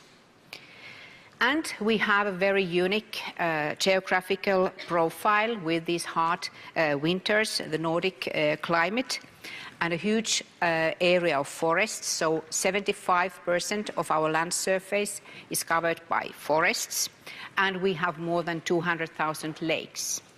And somewhere in between, we have to have our fields.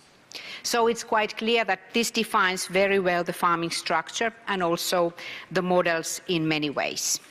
So due to this and also the historical reasons, Finnish family farming is in a natural way, in my opinion, a source of innovations. And that means that we have to combine different kind of work, different kind of livelihood for the farms. So over 30% of our farms practice other activities besides agriculture, even today.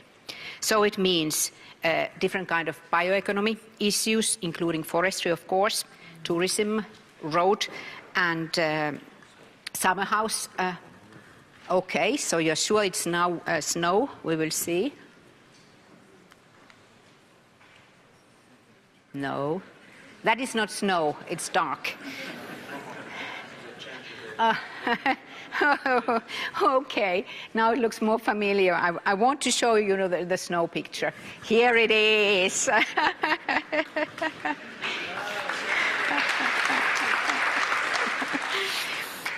Indeed. So it's not only about agriculture when we are talking about the rural areas in Finland, but indeed this is an actual situation in some parts of the country already, and within a couple of weeks and months in most of the parts of the country. And what I also want to emphasize, Your Excellencies, is that traditionally and still today, the farming is linked to forestry. So most of the farmers, they also own forestry, and that is an important part of the economic income of the Finnish farmers today. And as I'm quite sure, many of you are aware that forestry as such is a big economic facilitator for my country. For the bioeconomy, the innovations of the companies are crucial for our future as well. I also want to emphasize the cooperation. I think in the rural areas everywhere around the world, but also in my country, the cooperation between the farmers and entrepreneurs is crucial for the future. And we have a long tradition on that as well. And the last point before my examples goes to young people. And I was really eager to listen to the younger generation about the examples in Zimbabwe, in Africa. And what worries me also from my post today in the Ministry of Agriculture and Forestry is how do we make agriculture and working in the rural areas good enough for the younger generation. And that is indeed the area where we need innovations. We need new technology, but we need also new way of living, because life should not be only work. You have to be able to combine it with your own leisure free time and other activities.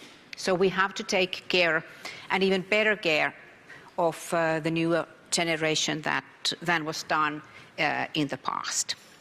So then I have three short examples, and let's see if this works now for the yes. And the first one is the one that we are very proud of, and you might ask, why do I take this as an example for family farming? Because it is about free school meals. We have had free hot school meals since 1948. So for more than 70 years. And in the 1940s, as I was referring, Finland was not a rich country. We were building a new nation after the Second World War, but on political level, in my opinion, people were clever by putting the money we had for children. And that is, I'm happy to say that the political commitment on this one is very strong. And even today, 30% of the energy and the nutrition on a daily basis is coming to the children from the school meals. And we all understand that if you are hungry, how does it affect on your skills and on even your behavior at school? So that is what we have until graduation, and the government is even compensating part of the meals on the university level, which I'm very, very proud of, and I think that's quite exceptional. But in the basic education, this is the responsibility of the municipalities to take care of the school meals, and it is free of charge, as are the books and the equipment in the school, as well as the transportation of the children to the schools. And that is why I want to emphasize that this is especially important in the rural areas. Because in Finland we have only 5.5 million people, but the country is big. So it is a long way to go to schools. So it's not the mothers and fathers to drive the children to the schools, but it is up to the taxpayers to pay for that. So that is the example I'm extremely proud of. And the next one is about a different kind of farm school example, or schools or farms that are projects. As from Zimbabwe, we had a different kind of approach for that. So the Ministry of Agriculture and Forestry is financing a project where we have farm schools that are working in a nutrient and energy efficient farm project. And I have been visiting the schools that are actually universities of applied science that are working with the farms, and they are trying to transform these farms for more sustainable practices in different kind of areas that I have put here on the slides. So starting from biogas production to composting, manure logistics more in general, energy efficiency and nutrient recycling. So the things that are crucial from our Agenda 2030 and SDGs point of view. And indeed, when I have visited the students, they are eager. They are eager to make the change, and they are using all the modern technology, of course, and also the modern communication tools for training and education and changing experiences. And they know that this is linked to the climate change and to the SDGs. And I'm very, very happy about that. And, dear Chairman, my last point is about the third kind of a funding that the government should and has been doing as a facilitator, and there we have the linkage to the European Union.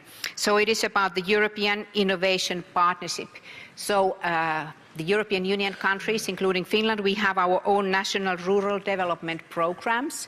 And linked to that, we have been able to create an organization, a formal organization, where different kind of very practical problems could be solved by the cooperation between farmers, researchers, advisory organizations and businesses. And I have summed up here some very, very modern things for you, like digital fodder bales, new recycled fertilizers, digital service collecting data from fields, drones that are spotting the weeds in the fields. So it is very, very modern technology that we are working with. And as a veterinarian, one of the interesting things that I spotted I wanted to share, where I have my skeptic views, but I also have my interested views as well, is the KUNA project, which is about thermal imaging of cattle healthcare. So this is how I want to conclude that when we are talking about innovation, it's okay to be skeptic, but if we are not optimistic, if we are not able to think positive, we lose the game. So even as a veterinarian, where I want to use my own brain and my hands and the old-fashioned technology, I have to be ready for the new ones, as is the case with human medicine. Thank you very much.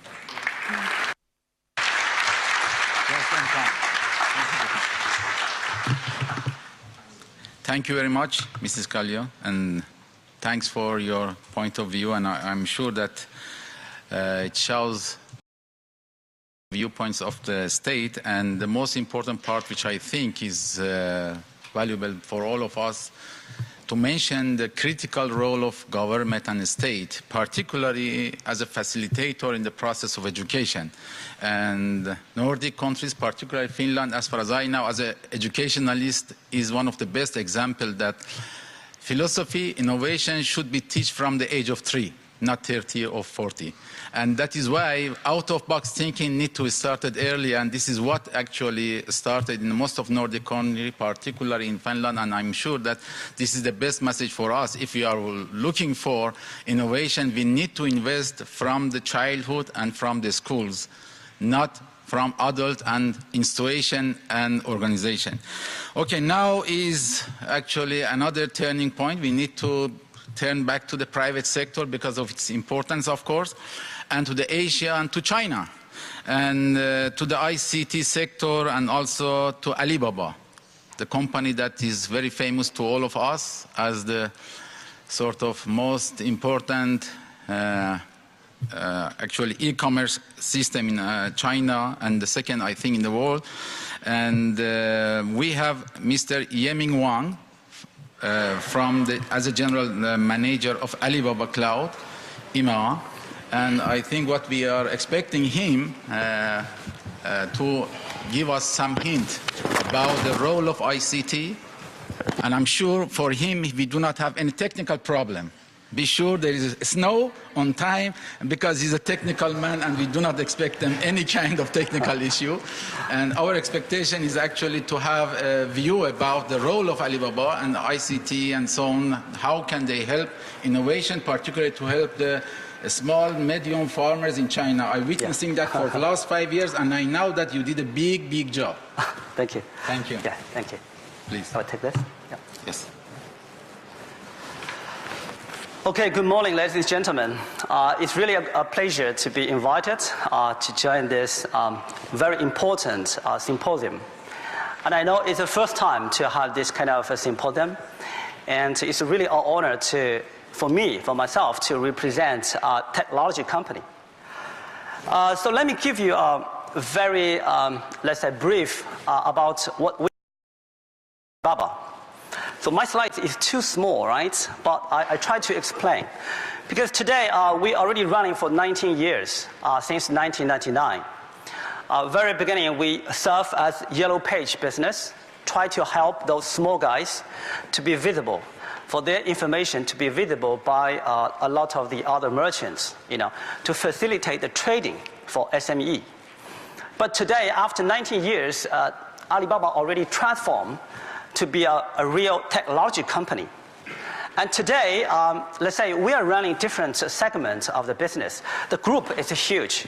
We have more than 300 different companies, but they're divided into several business units which have a certain logic. So the first part of the business, we deal with information. Because in order to help the consumer to have the visibility of trading and visibility of lifestyle, we run the information platform. And also, in order to help with trading or lifestyle, we support them with finance. And also, in order to facilitate them, we support them with also the logistics. So you see, information, finance, logistics. So these are the three most important data flow. So information data flow, finance flow, and logistic flow. We run all this flow in order to facilitate the merchant and consumers. So today in our ecosystem, we have more than 600 million of consumers. So they are actively in our ecosystem. And we have more than 10 million of merchants and more than 2 billion of different products. And in this ecosystem last year, we generate a transaction of more than $760 billion US. We compare with some countries' GDP. This will ranking between number 15 to number 20 around this GDP-wise. Just to give we're not really compare with GDP because it's different angle, but just to have a feeling about how big is this economy, right?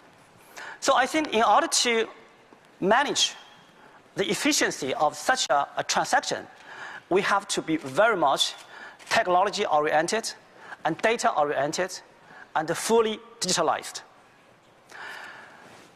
And also, I would like to, besides of this general introduction, Alibaba already generates a lot of technology know-how, which applied in different sectors.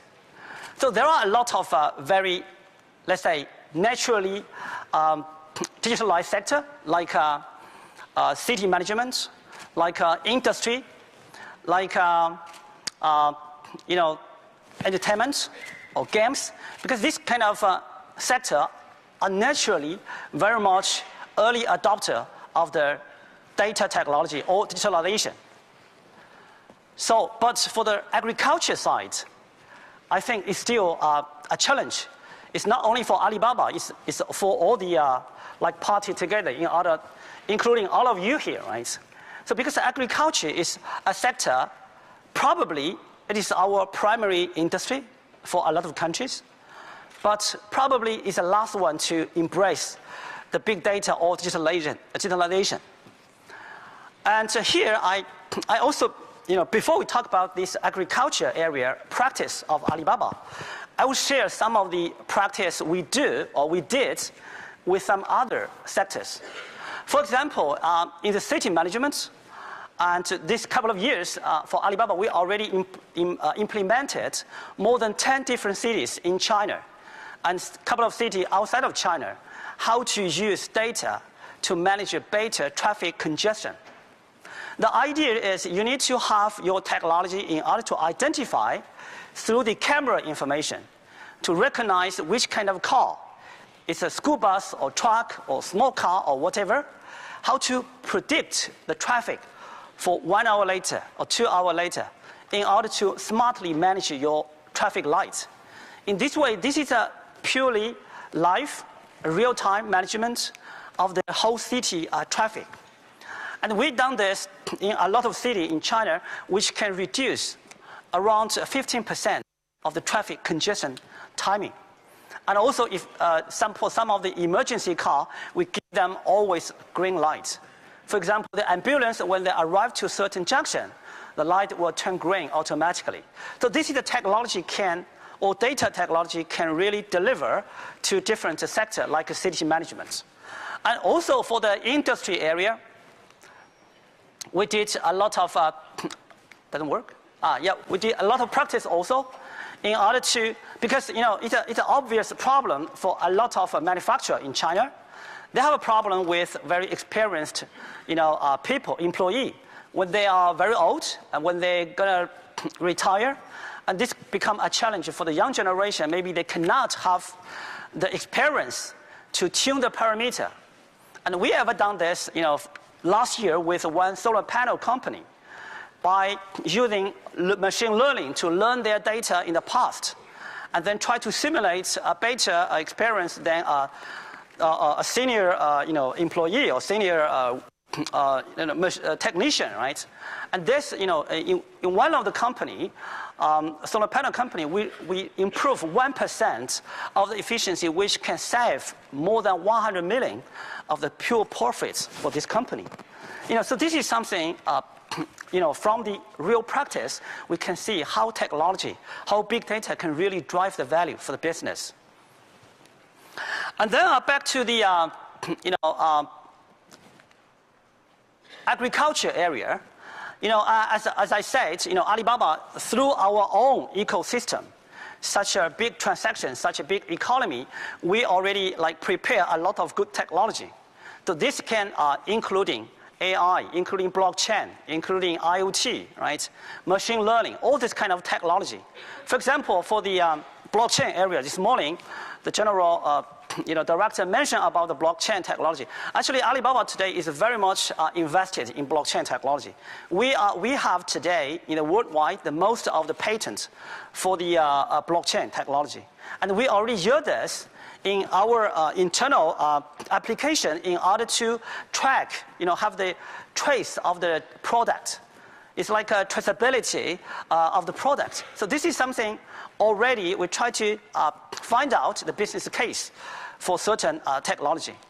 But of course, some of the technology is not, in our philosophy, we believe it's not purely about technology. It's about how to use the technology, how to change the technology to facilitate your business or transform your business. So, for example, in the agriculture area, last year we started to cooperate with one of the biggest pig farm in China. As I see just now also from Finland, you talk about how to raise a cow use certain technology. But we did some other cases with a real practical case with one of the biggest pig farm in China. So I will ask my colleague to show a kind of video here. I found her. She's just underneath. Lightly. Be careful. You're okay now.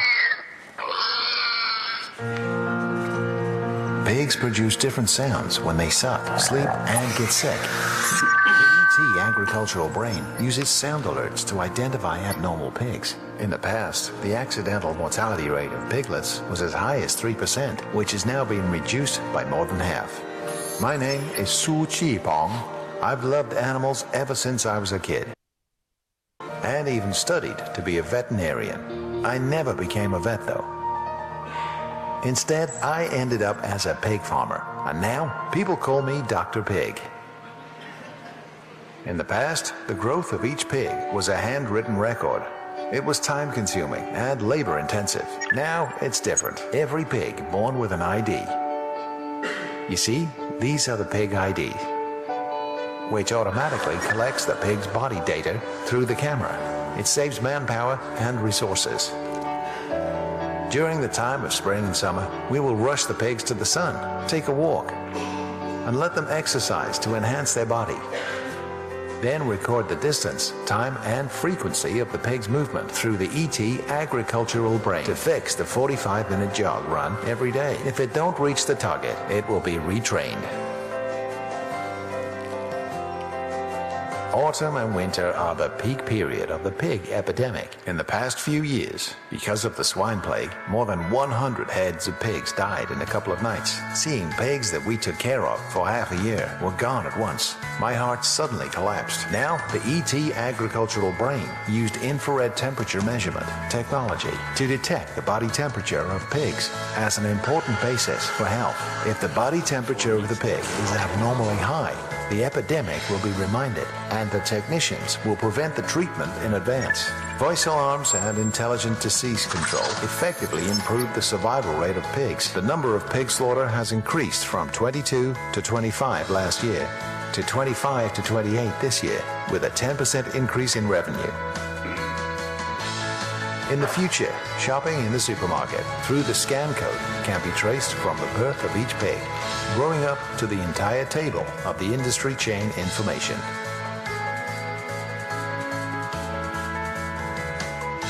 In the past few years, I have been able to apply what I've learned to my actual work, and I feel a great sense of accomplishment. I hope that in the near future, with the help of the ET agricultural brain, our farmers will have more confidence.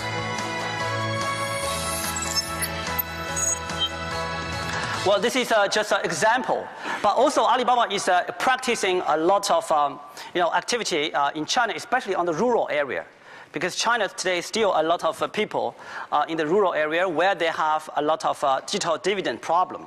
So how can we break this problem?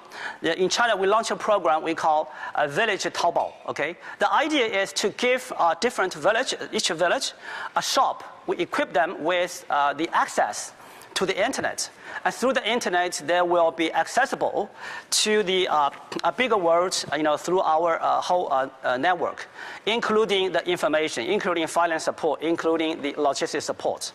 So this is something in China. This is being recognized by even the United Nations as a way to help remote area to really get rid of the poverty. So I think this is China, other like big country, a lot of population. This creates a lot of opportunity to identify the best way to solve certain problems. So as Alibaba, we would like very much to help reach, to find this solution and try to identify the duplicity of the solution and try to bring through a certain platform to a broader country or different partners. And the last I want to share one story about about the awareness or the sense of the people regarding either sustainable growth or a certain awareness about the agriculture or certain way of lifestyle. So actually in Alibaba we are running a program we call Ant Forest. Ant Forest is a program to facilitate, to encourage each individual person, each consumer to have the sense of protect the world. So the idea is very simple. For example, if we use internet to do something, instead of you go by yourself, you take the train, you take the bus, you drive to a certain place to solve any problem. Because you use internet, you reduce the CO2 emission, or you make green, let's say lifestyle. And then we calculate your activity to certain value or certain number. And this number will transform. You collect all this number, and finally we will, as Alibaba, we will transform this number to be a real tree. We will plant in your name the real tree in the desert. Today a lot of consumer or our user, they have their own tree. For example, like myself, I have my own tree, in the desert of China, west side of China. So today, even they use GPS information, they can see a very broad area already being planted by the green trees.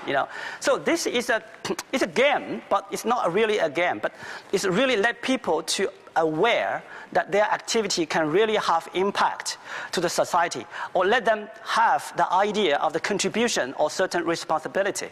So I think this is not just example, but to show that it's not purely technology, but it's an innovation regarding any kind of a scenario. So this, we need a lot of different partners in order to have brainstorming together, to try to execute together, and try to finally, all this small activity, they will sum up to have a great impact.